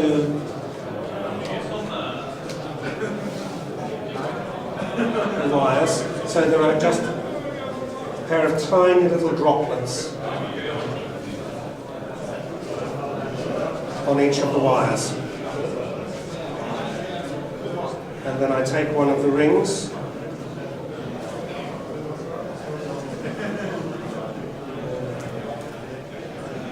and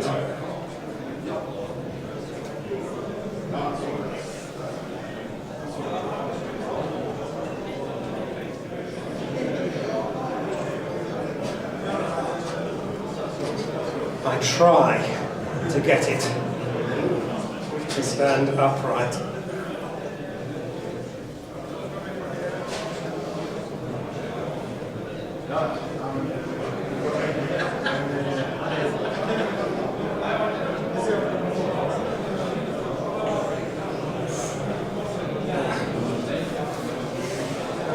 This is where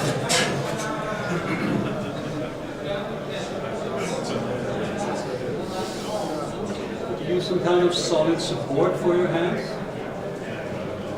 yes, it's called my shoulders. All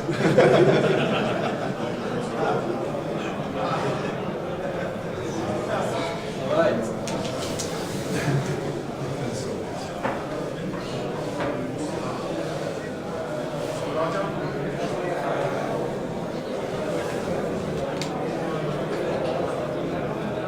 Same thing at the other end.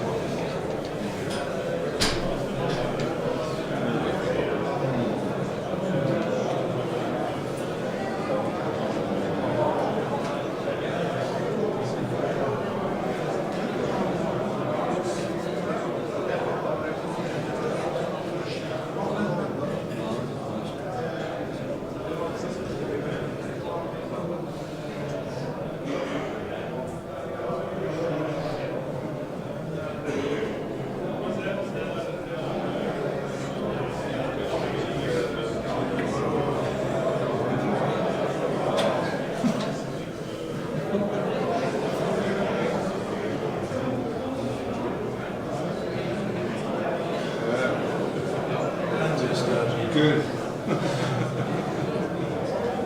Let's do one in the middle.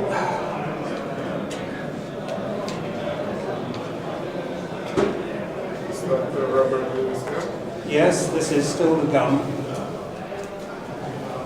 Stephen's Golden Gum.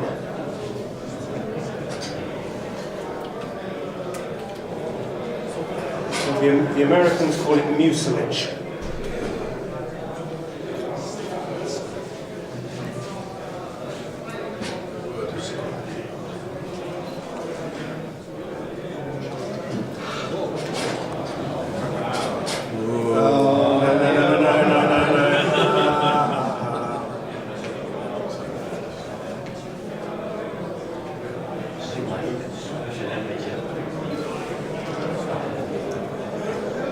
You see, the glue is beginning to set already.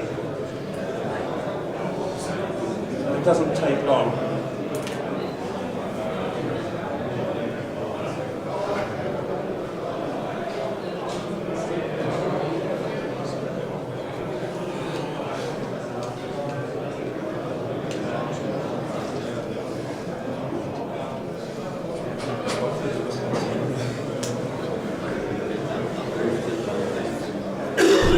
Is it shrinking, or will you have some residues? Or I'm sorry? what will happen when the glue is dry? Will it be? But there'll be no residue that you can see, or hardly any, because most of the volume of the glue is made up of water, which evaporates out. And I mean, that is one of the big advantages of this glue, is it doesn't leave a lump. And it's transparent too. Yeah, well, it's transparent. It is yellow, but it's all so thin that you just don't notice it.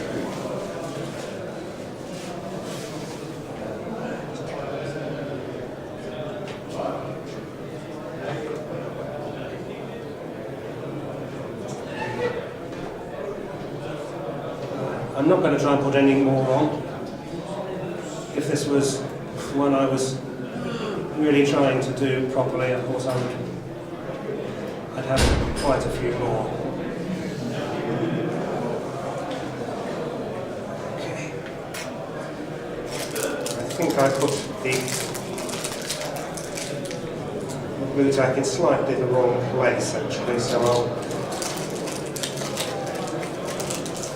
do this to try and get better angles for it across the yard. Sorry.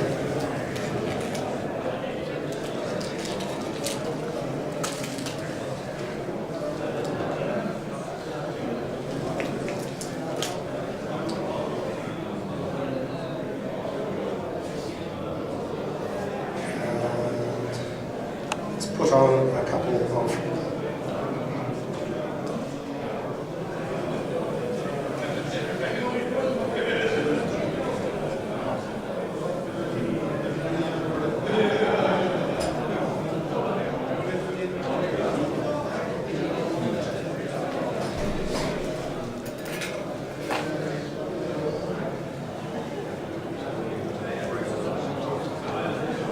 with a bit of luck, what happens is that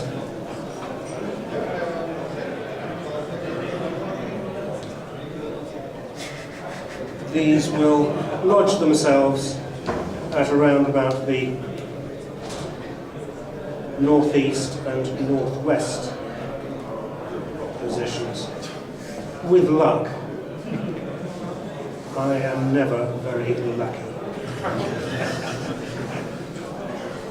Never won the lottery.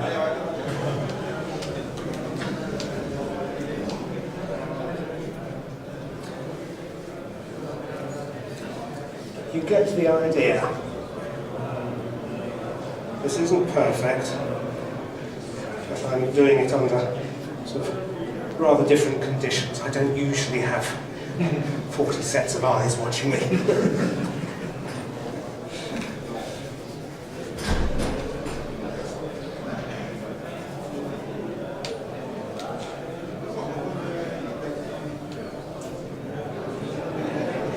This one isn't going to go very well.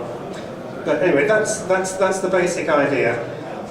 It shows you that it is possible. And you know, it's been photographed there. The unfortunate thing is that the ones that I have done, my cat's got at. So I'm going to have to spend a couple of weekends repairing them. And then you airbrush that afterwards. Oh yes, the other thing to say is the copper rings are copper coloured, so you want them to be black. I tend to use one of those blackening compounds that you can get, horribly toxic cyanide type solutions that you can dip it in and it turns the copper black, and that damps down some of the shininess of those copper rings. Okay. Do you do that to the copper once you've made the ring? You make the rings up and then stain them? Once I've made the rings, I put them in the solution.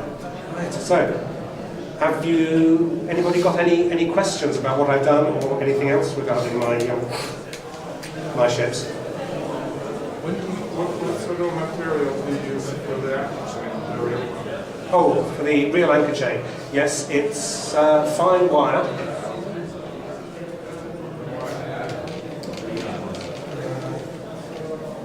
So this stuff is 0.15 of a millimetre. And this will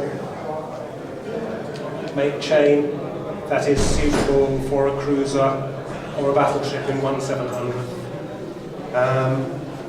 For a destroyer, I probably want something a little bit thinner, and I might use this stuff, which is from the hi-fi cable, and that's about 0.1 of a millimetre or 0.08 of a millimetre.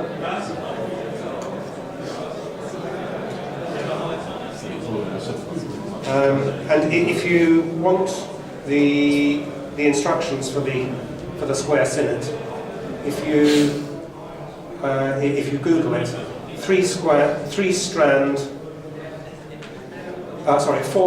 square sinnet. That's SINNETT, or sometimes some people will call it Sennet, which is SENNITT. You'll find some instructions about how to do it, which will be quite obvious. When you paint, you've got your railing, because I think I could probably cope with putting railings on a painted model. The thing that always worries and terrifies me is painting and therefore masking off decks and masking very close to very delicate photo etched parts. So what order do you paint? Oh, the railings go on almost last. So once the whole model's... I've painted the whole model, done all the weathering, and then I put the railings on, and then I put the rigging on. And I would tend to spray the railings with a coat of primer when it's on the fret, cut it off, put it on so that it's just got primer on, and then it needs just a light coat of the appropriate colour paint over the top of it. Once it's in situ.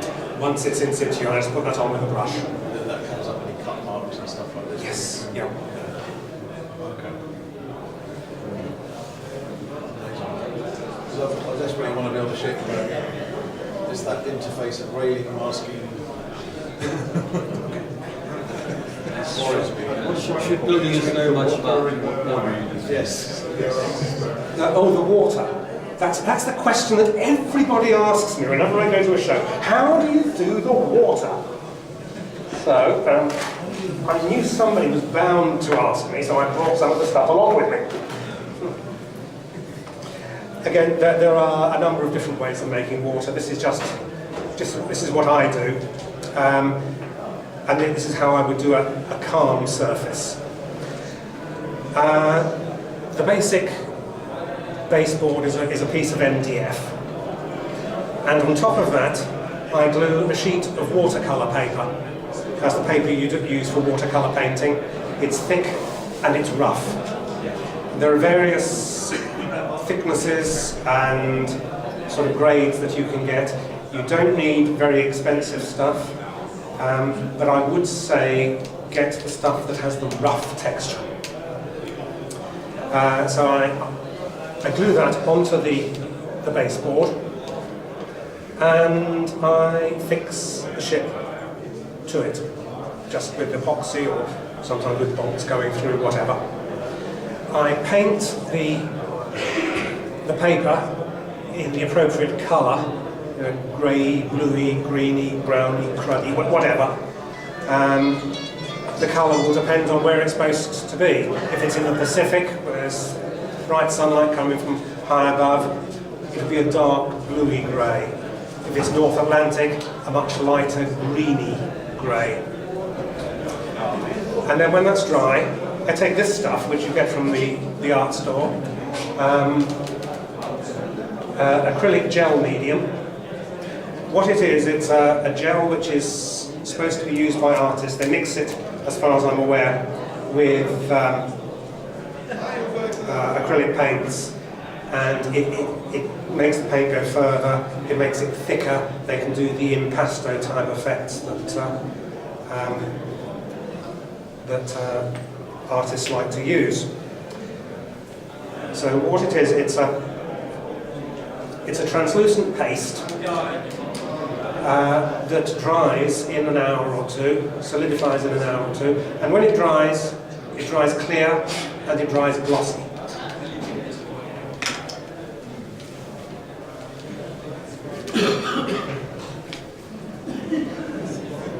And I take this stuff, I use usually a palette knife, and I smear a layer onto the baseboard,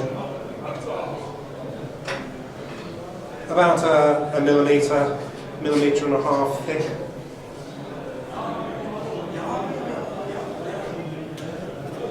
I only do a small area at a time because it dries very quickly.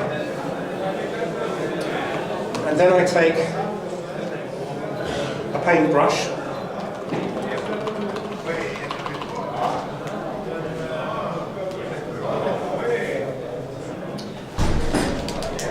and I simply flick away in a uniform direction to try and pick up shapes of ripples in the water.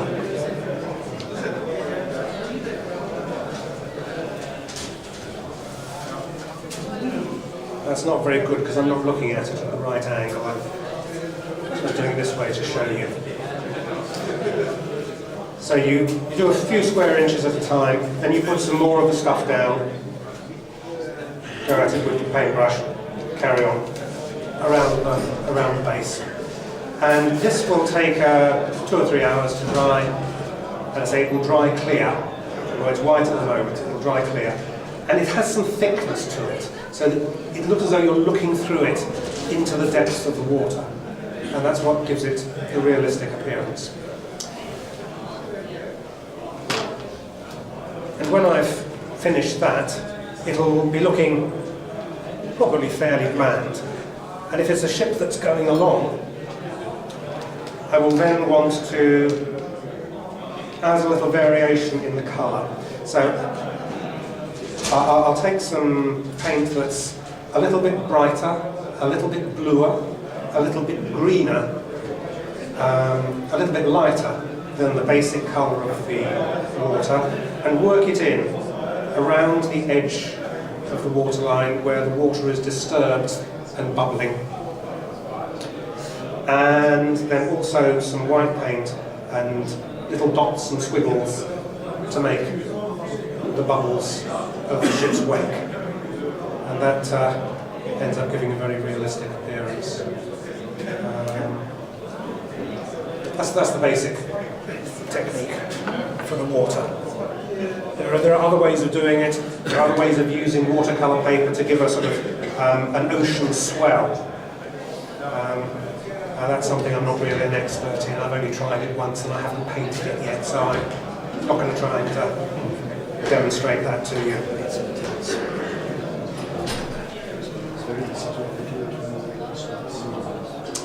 Okay, any other questions? Hundreds, but not now. Ask me anytime.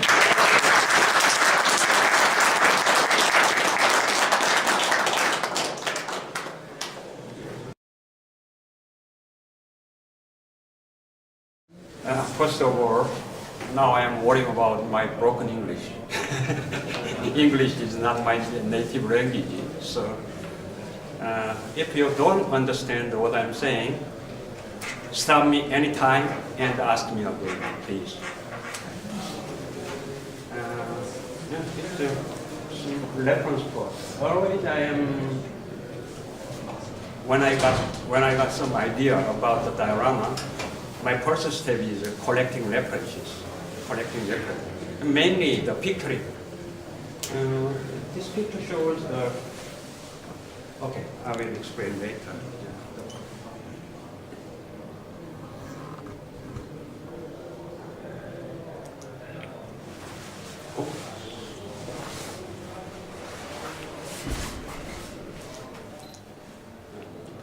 Always I am starting with a beaker. So many elements in dioramas, beakers, figures, groundwork. This on? Oh, yeah.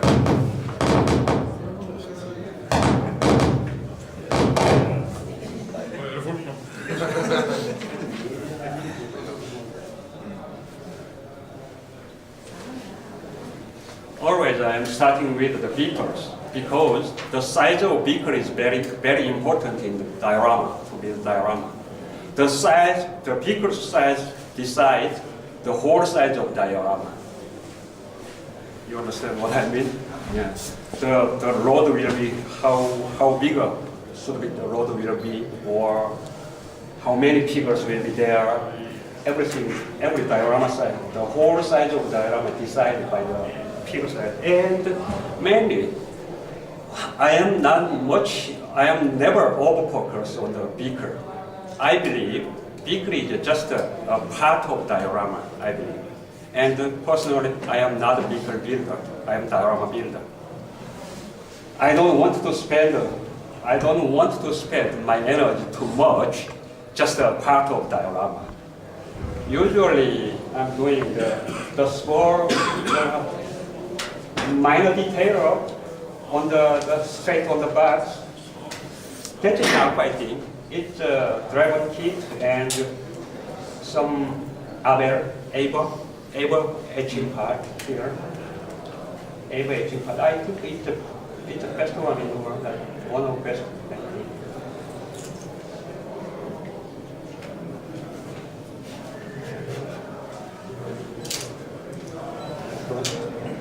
making the welding lines here, weld line here. It's basic, yeah? Everyone knows that. It starts with, it's a Berlin interior kit, Berlin product interior kit, because the driver's hatch will be open, so, and the engine room is empty because it will be shut down. Diorama is a visual art. Somebody wants to focus on tiny details, even in an invisible point. I think it's just a self-satisfaction. To me, it's wasting time.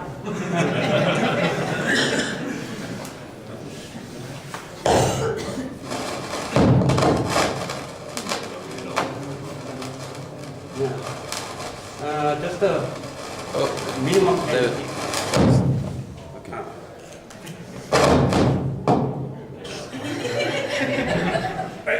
Okay, everybody understand? Connection. Okay, get it out. I will speak louder. We can hear it, so it's... It's starting with the modulation painting. I know somebody doesn't like, some people don't like it because it looks like artificial, too much artificial, and not realistic. I know somebody has some criticism. Somebody doesn't like it, but I like it because let's imagine. Every figure, the basic skill for the painting figures is based on the lighting. Yeah? Highlight and the shadow in here. Why not for beakers?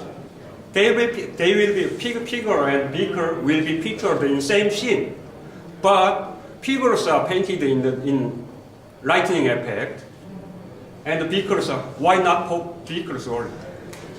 So I prefer the modulation painting style.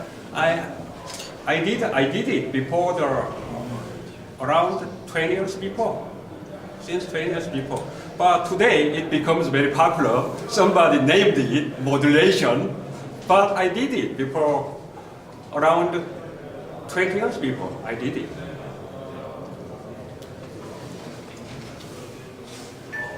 Anyway, can you understand what I'm saying? Yes.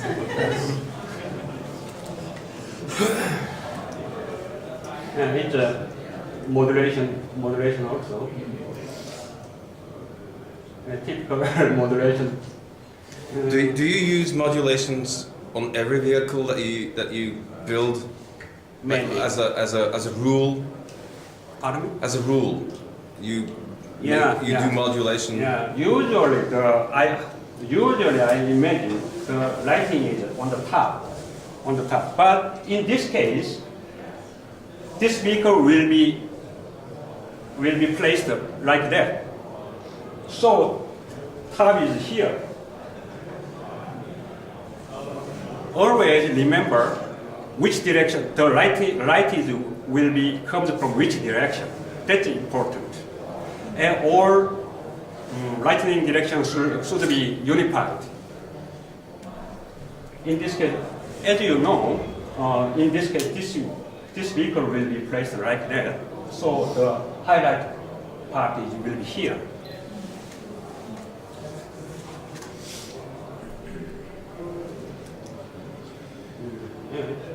Not important, just the red color on the primer. Red color of the primer will be eye catcher. Always, painting train is very difficult to me. Simulate the rust color, rusted and steel color, not easy. It's my weak point, I think. I prefer usually I don't use the decal at all. There is no special reason, just painting the mark, small mark is fun to me, no reason. Usually I draw every mark on the beaker with my hand and fine brush. It's my small pleasure. I can't paint well like Marcus Nicholls. I know. I know my vehicle is worst. Someone doesn't like it. I wanted to recreate the very dusty tank on summer road, unpaved summer road. Very dusty. I want to simulate it. So I paint every dust in the corner and do writing with a dinner. Like that. It's the basic. Some rust paint. Almost done. Yeah. And let's start with the bridge. This type of bridge is no longer exists in Korea. This old type was built in 1940s. The age of colony of Japan. Korea was colony. At that time, the Japanese constructed a lot of the civilization in Korea, but at that time they were in the war, the Pacific War. So the lack of materials, many bridges and the structures are very weak and not so good, very easily to be broken. But in the small town now I am living, one bridge is remained. I found good reference. And it was a very thin concrete, poor quality concrete, and basically this bridge is material. This material is plaster, but not only for plaster. Can you see this, right? Every element in my diorama should be robust and strong because I have to transport it to everywhere. So you want to sandwich it with a plaster and wood panel, supported by wood panel. It's very strong. And this is wood rod also. And this material is a Korean product. We call it modeling paste. You know, modeling paste, gelstone. We call it gelstone. Basically, a mixture of pine sand, and modeling gel. It is one of the best material to simulate concrete. Look at it. It's easy to fix with a brush, and then it's too rough to concrete. Sand it down after drying. It's a comparison. Just paint the gelstone and sand it up. It looks like a concrete.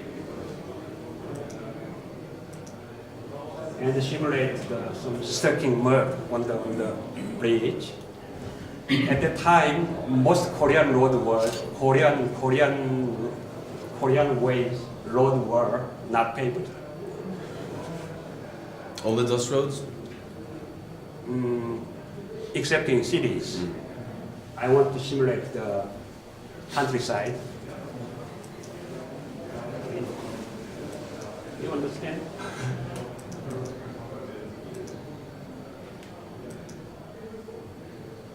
Simulate.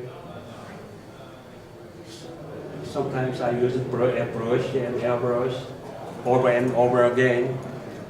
When it comes up the satisfaction effect, when I get the satisfaction effect, that's that effect.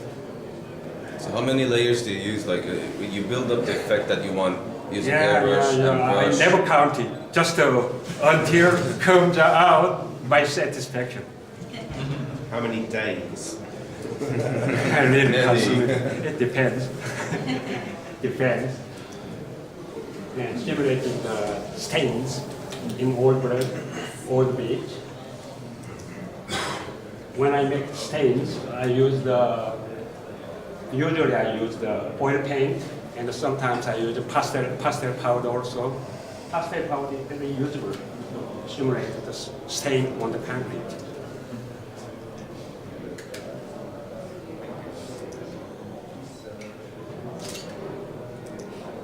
Next one. Wires. Wires in the, some pictures are sit down. Okay.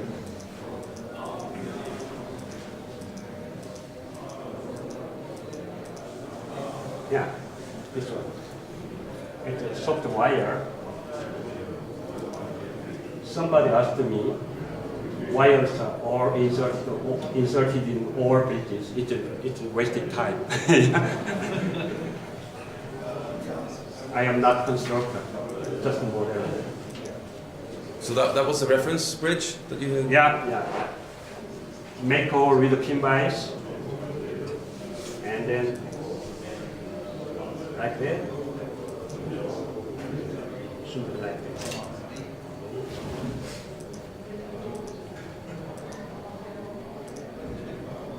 Yeah. Gelston. You can see the gelston. It's the Korean product. I think you can get the similar thing in market here.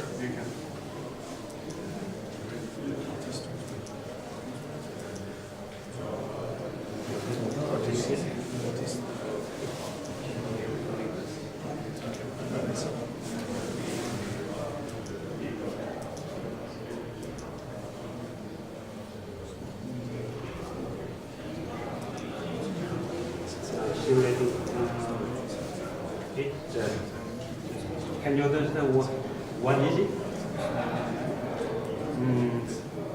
The bridge layer will be here, and the other, how to say in English? Okay, just to see the pictures, you can understand what I'm doing. Okay. This part will be new concrete. This part will be dusted. You understand what I mean? Yeah. And then like that. Yes. Yeah. Bridge was over here. Yeah. It's dusted and stained. It's a new concrete surface. Always the careful research will be perfection. Makes perfection.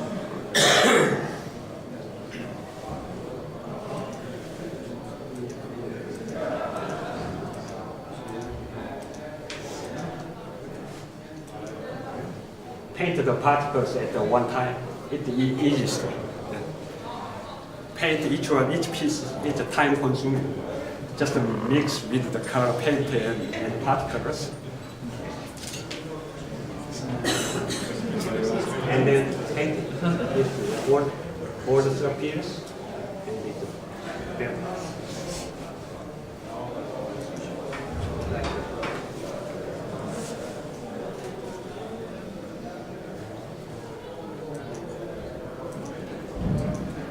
This is my reference. It was built, I think it was built in 1940s by the Japanese. Of course, the new constructed new bridge is here, not in use anymore, but not demolished yet.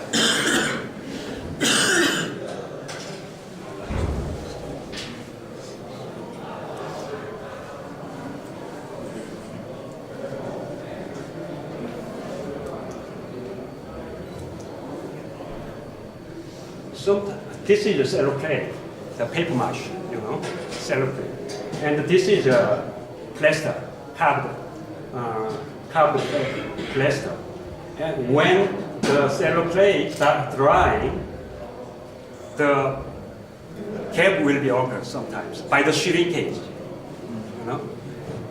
The cellophane will shrink when it dries up. Some gaps will be here.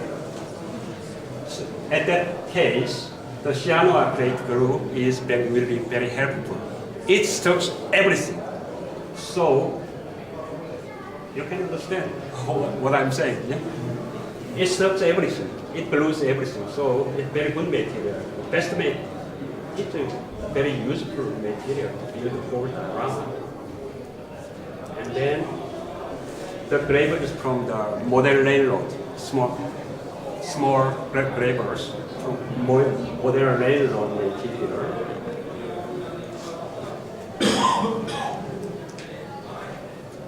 This rocks comes from the rubber mold from the woodland scenics, you know. Woodland, it's plaster, casted from the woodland scenics mold.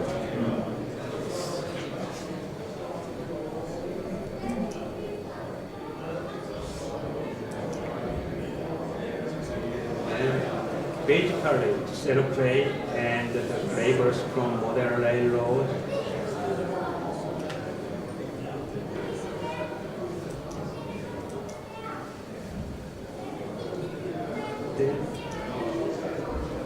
Next step is skirting figures. Always, I am starting with the groundwork because every figure should be the poses of the figure should be matched on the groundwork perfectly. That's why the figures are the next step of making groundwork. Especially look at this.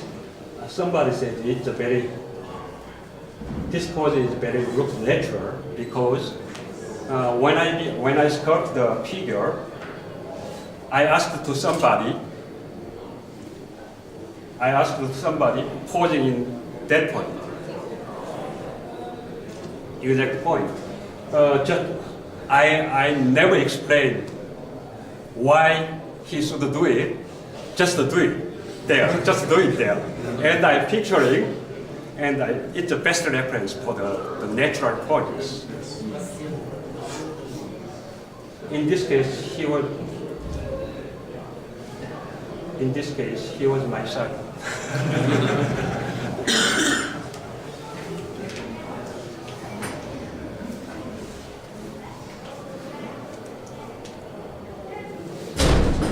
And next, painting painting all stones and stone walls, and then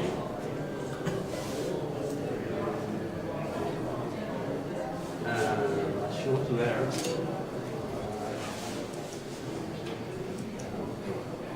it's Japan. Do you know the Japanese product gamichukuri? It's a laser cut paper sheet. I think it's one of the best material to build diorama, but it's not famous in Europe, I think. It's very useful.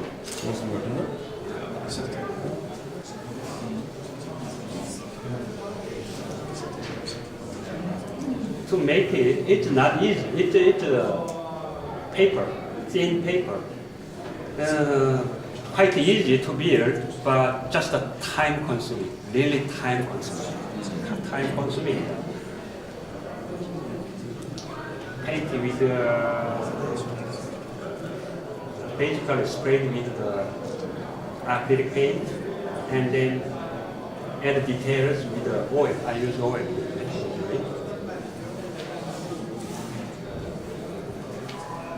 It took around, just for that, it took around 3 or 4 days of full-time work.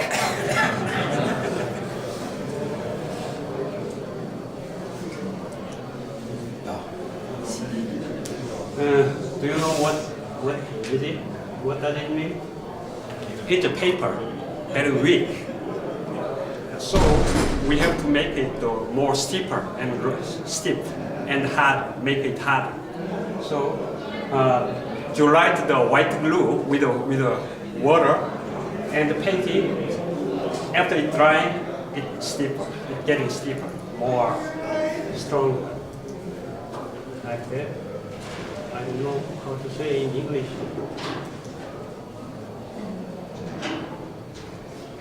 Can you see? It's not just a single color. It's main colors and more yellowish and bright tip. the airbrushing is most good equipment for that. Just for airbrush, finished in airbrush.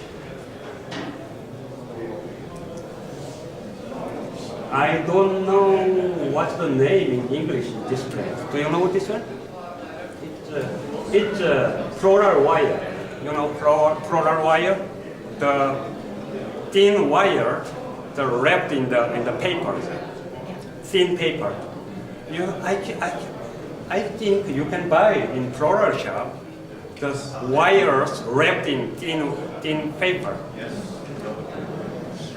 And the sharp point is brass, ground brass, and put together with the cyanoacrylate. And this is epoxy poly, mini-pot. And then making like this. Next, making leaves. Just the paper. It's A4 paper. Just the A4 paper, half paper. And then wrap around it on the stem. Yeah. It's a really time-consuming job also. And to get a stiffness, the cyanoacrylate is also useful.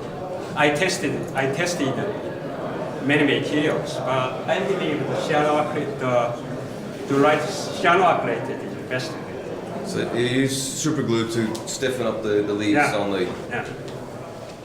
Making the shape with a pincet and then suck the cyanoacrylate. That was best. I found that was best.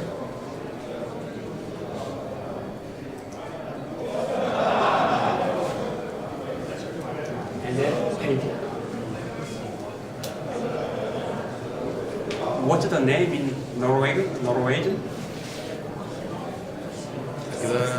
This plant is in Norway also? Yes, it's Usually in riverside, yeah? In English, bulrushes. In English. Bulrush. In English.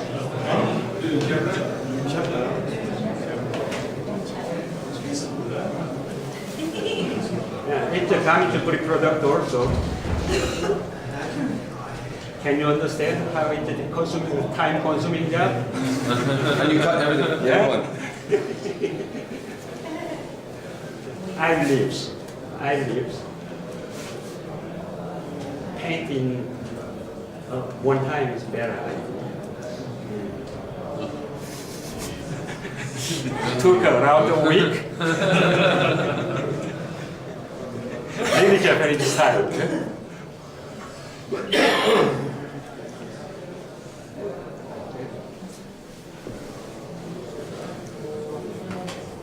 And start to vegetation.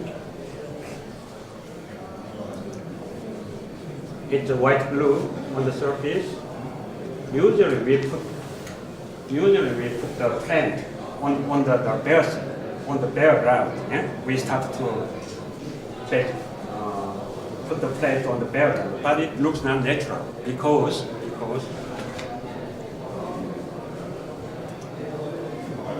you understand what I'm saying? Always the soil is dirt, not clean, not so clean. It's you can collect them so easily in the wood or in everywhere. Yeah?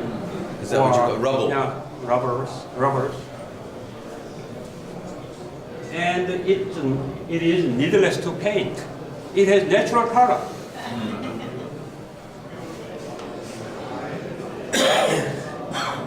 Like that. And then you can see the mostly damage-free products in here, there, and some traditional materials, wood and scenics and miniature. It's mixed together here, but looks not bad. It's miniature. You know miniature? Miniature. Yeah, miniature.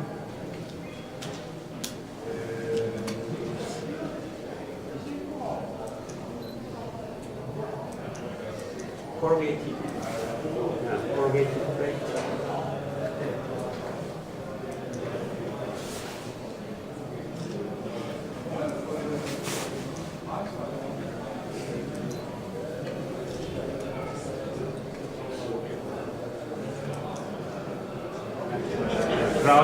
Groundwork is finished.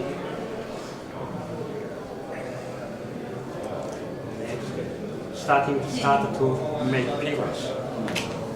Are they looks like Asians?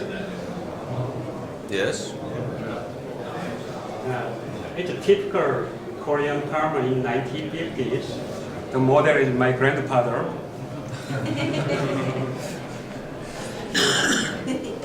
We cannot see such style anymore.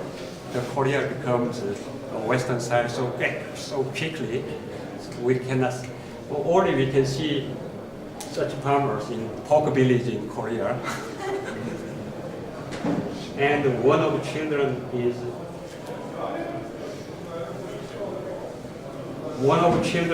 modeled by myself in boyhood. Ah. Yeah. So Can you which one is that? Can you find it? Second from the left? Exactly. It's based on my photograph in boyhood when I was a child.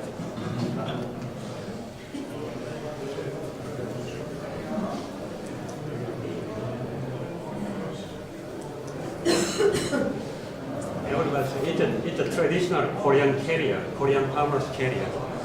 We called it jjigae, and somebody said A-frame, made with wood. They can carry the heavy load here.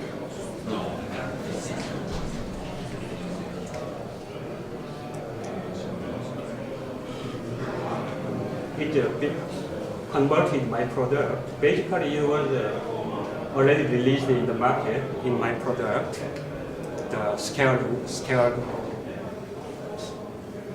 cow, and just I reshaped the head and some leg to save time.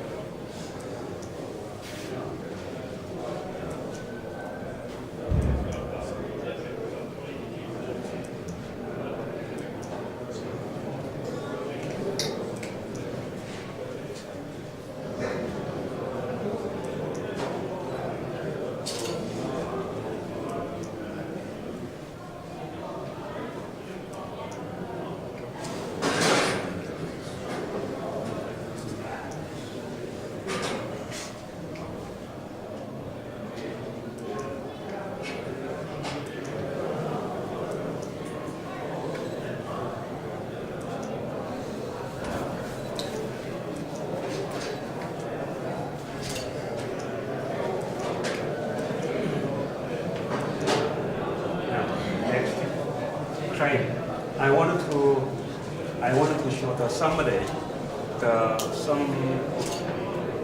I tried to typical Korean scene, typical Korean countryside. It's a seasonal plant, seasonal bird in summertime in Korea. It flies from the Mongolia. It goes back to Mongolia when the winter comes. We call it wagon. I don't know the name, this bird name in English. Yeah, skirting the bird teeth straight on the stone. That's much easier. It's too thin.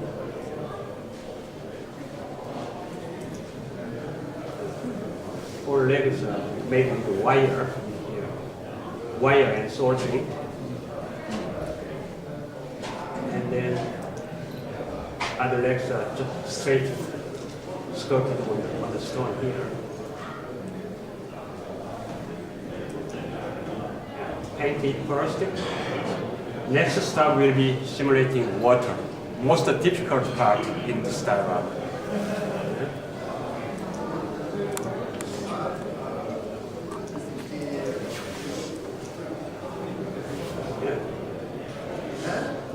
I think only Korean understand. Okay, This uniform is very common in 1950s. This uniform, this cloth is based on the army uniform of Japanese army. At that time, Korean War was broke out in 1950, and we liberated in 1945. Just 5 years after from the liberation, but many of the Japanese customs still remained there. So many Korean people and especially children wears the Japanese style wears at that time. Me too. No regulation, but just have it inherited. Japanese age. Very similar to Japanese military uniform. Yeah? It shows the age. It shows the age, 1950s. I try to do simulate the 1950s. Only Korean can understand it, but I think you need some explanation. Many Koreans are oh, I know that uniform. I wear that clothes when I was boy, they say.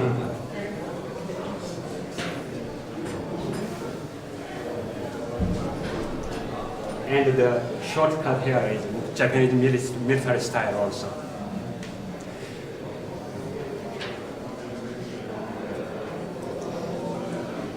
It's Korean traditional wear. Korean traditional wear.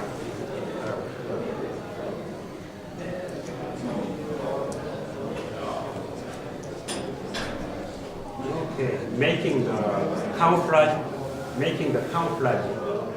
on the tank. Camouflage leaves on the tank. It's a small branch of real tree, and cut into a small piece and peel off the surface.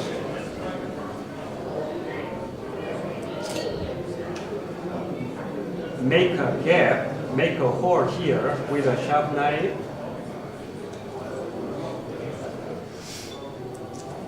And this is levers, oak levers from Aber. Basically it's a metal, yeah? Hard to putting together on the wood, real wood. So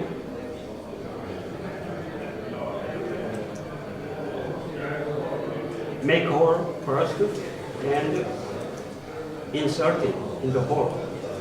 Just putting down. And paint it with a umbrella enamel and some brush touches, brightness. The cut branch, the leaves on the cut branch is easily to be turned down, yellowish, becomes yellowish. Never forget it. Yeah.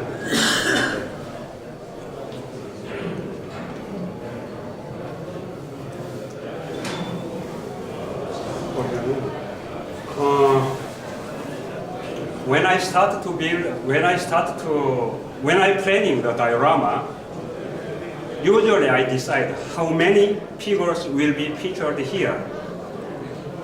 But sometimes the calculation is not correct. In this case, every figures are already done, but I found some dead space here. Dead space here. So I decide to add one more figure instantly. Usually at the planning stage, I decide how many figures will be there. Oh, that's okay. But sometimes one more add, or sometimes one or two figures should be eliminated from there. Just one or two. In this case, it's decided to feature here instantly. She looks like my grandma. It's a traditional Korean wear.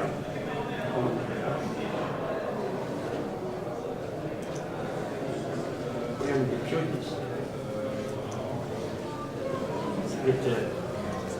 Did you find it? Did you find it in my diorama? I like to hide some joke, small joke on diorama always. I like it, just I like it. Somebody find it, somebody, normally nobody knows, but sometimes somebody found it and tell me, everybody laugh. It's some kind of joke in my big work.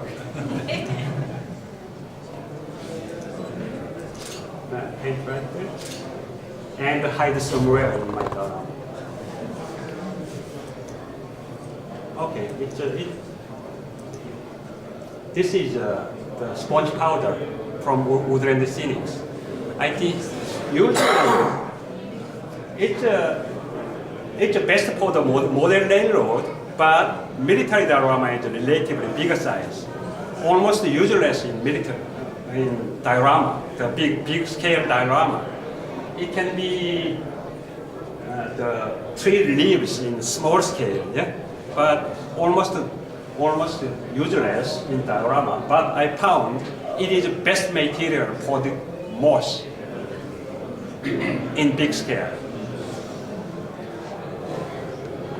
Okay, and then it's white glue, and then sprinkling. After drying,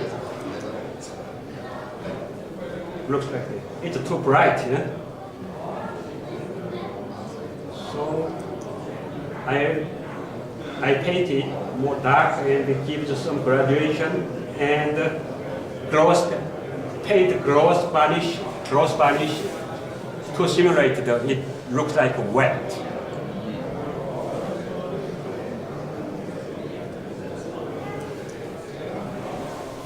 On the rocks also,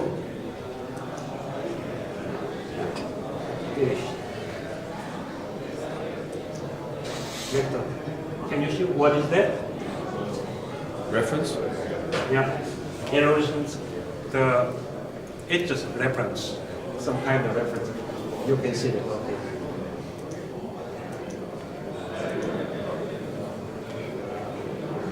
Look at my diorama carefully. You can find some illusion on the bottom of the river when in shiny day. Yeah. I paint the illusions on the stone directly, and then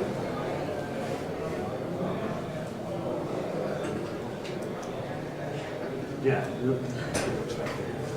And for the water material, it's basically the epoxy, clear epoxy resin. Mix A plus B, the 2 repeat type epoxy resin. But the surface on here looks smooth, yeah? Smooth. Okay, I will let you know my hidden part to make the rough surface, the waved surface.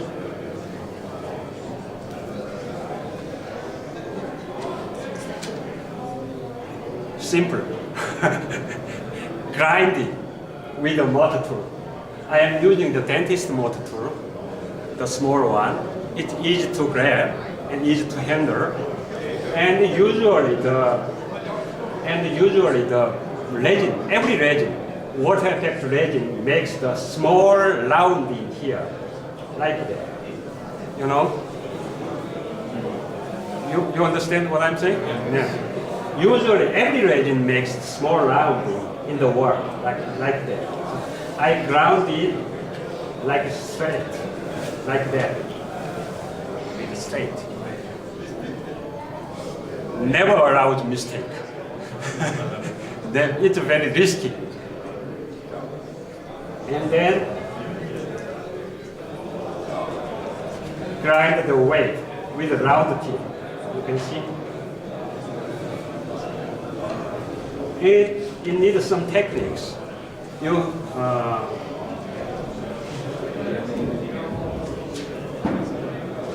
It should be done with some same direction.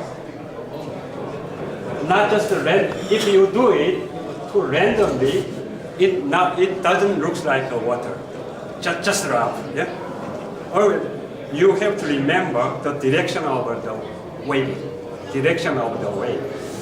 The easiest way is place on your elbow there here, one point, and then look like that. Right, tick, tick, tick, tick, tick, tick, tick, tick, tick, tick, and move. Understand what I'm saying? Yeah. Just randomly, it clap. It will clap.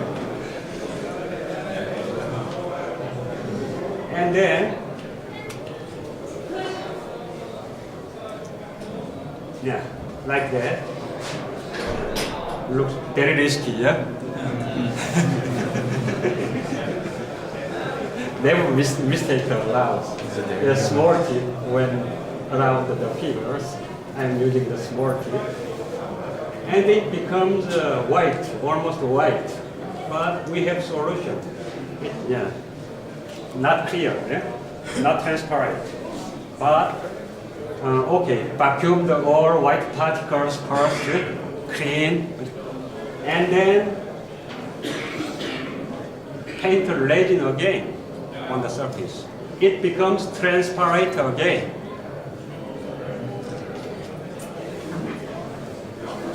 It's resin, mixed resin, soft resin, or same material.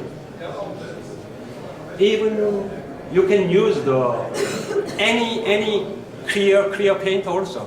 You can use any clear paint also. The gross one.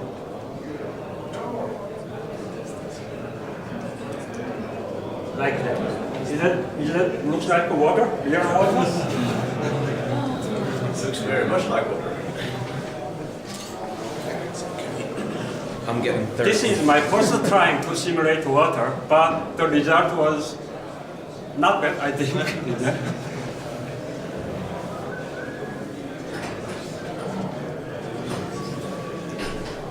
And simulate the wave. It's the water effect from the woodland city, you know, the small bottles. It's very similar to white glue. I think it's a kind of white glue, just white glue. It looks white, but it comes of the transparent. It comes with transparent when it after drying.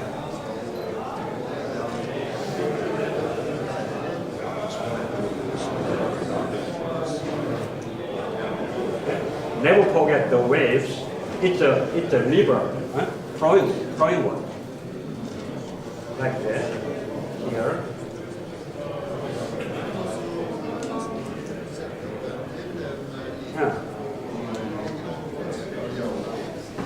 Everybody says diorama is the most international hobby.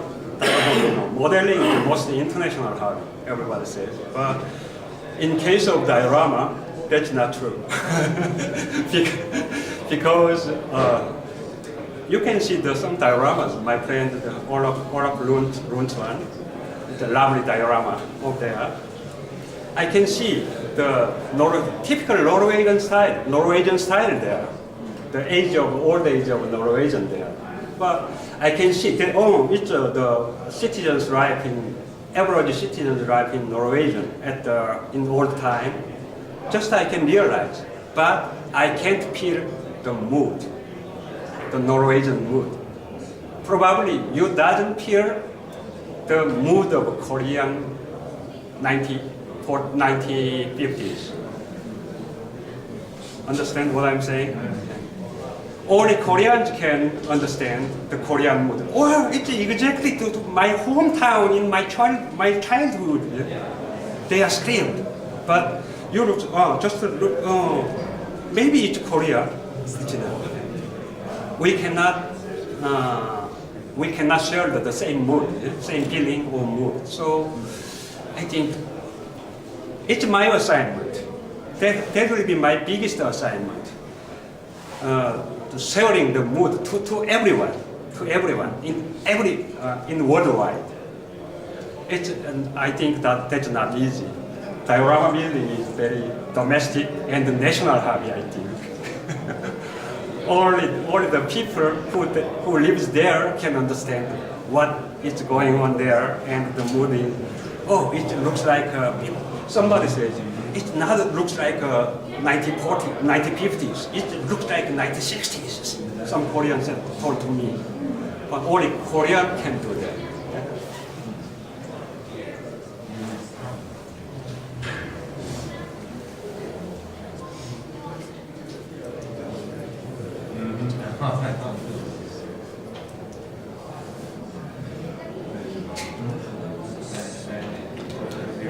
상동교, 교 means bridge.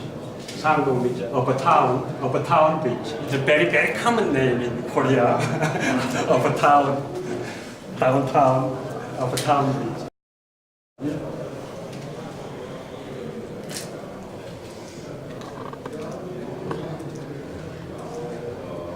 Okay, it's simulating the mud, the stuck mud on the tank.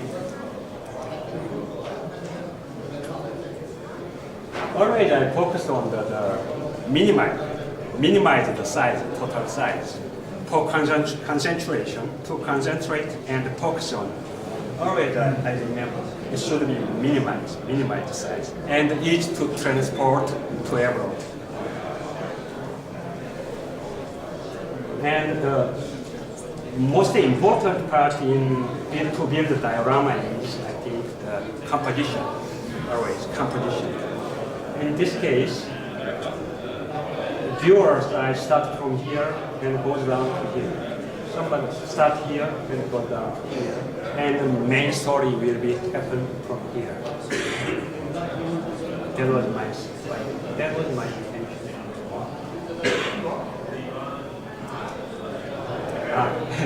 Make it April.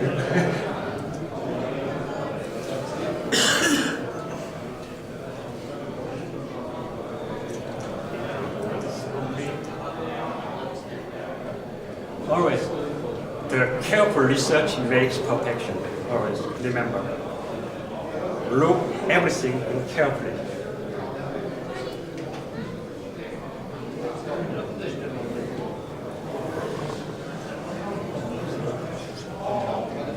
To get the perfect illusion, the good shape of illusion, I took the pictures of more than 50 shots or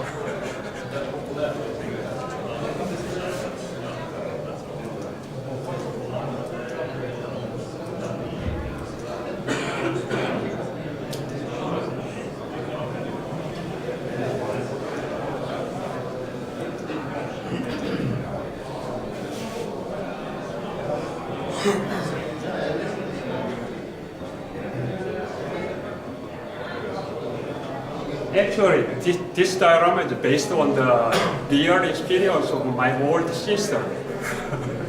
She told me before the Korean War, Korean never know the chocolate or candy. They were not existing in Korea. They were introduced by the GIs. Actually, that was not a hot chocolate. She told me that was jelly bean. That was her first candy in her life. Some GI gave it to her. She told me when she traveled the United States with me, she was so surprised. Wow, jelly bean is still in there. And she got the first. Oh, it's not the same. It's so natural. I changed it into the hurry. And you remember, somebody knows the basic idea, the North Korean Army's T-34 on the broken tank, on the broken bridge. Somebody knows that picture. It's a famous picture. Yeah. I got the inspiration first from that picture and put together my original idea on there and combine together. My sister's experience and the actual reference of photo, everything really combined in one scale. I'm sorry about my poor explanation, but probably you just see the pictures, you can realize what's going on. Okay, any question? How long did it take you do you work like on one diorama at a time? Or do you have many dioramas that you work on, and you jump a little around, or jump around like other guys. always my working bench is full with more than 10 pieces of dioramas. Another way, how many dioramas do you make in a year? Mostly just one piece in a year. I can finish 1 or 2. Somebody asked me, how long take to building? How do I answer? Because I couldn't count it because I jump around. when you said that when you try to start thinking in your head, okay, what will be my the setting, the focus? How do you? Is that like a thought process that goes over time, or do you think this I want to make, or is the design of the when you think starting of the design of the drama, is it like a something? Is it a thought process that goes over time, or is it like, oh, I'll take this and this and? Yeah. So many diorama in my work on my workbench will be go to the trash box. You understand what I'm saying? Got the inspiration. I started to work, but 1% or 20% done. Oh, it's crap. It's garbage. I decided. I found it. It cannot be a good result. It goes to the dust box, garbage box.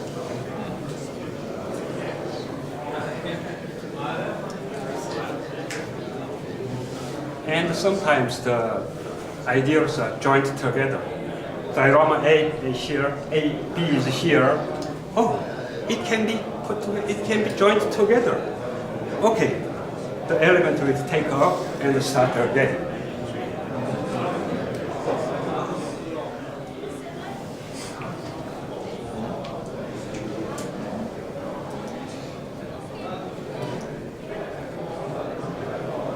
Everybody says my diorama, my painting style is too bright. I know, too bright, like a children's painting. But I think, especially this one, I wanted to simulate the sunny day, summer sunny day in Korea, especially Korea is a sunny country, sunny summer day. So I used the more bright than others.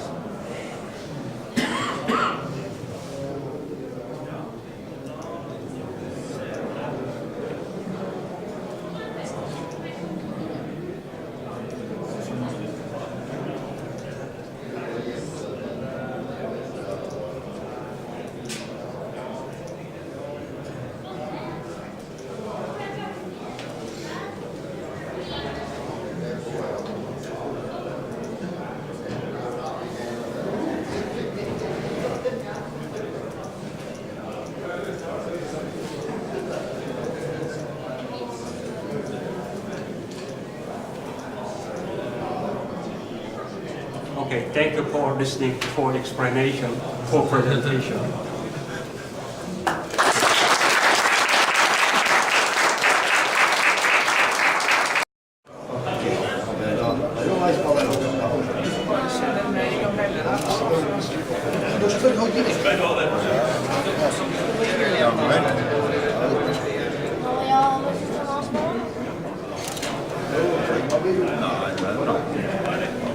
Nessa,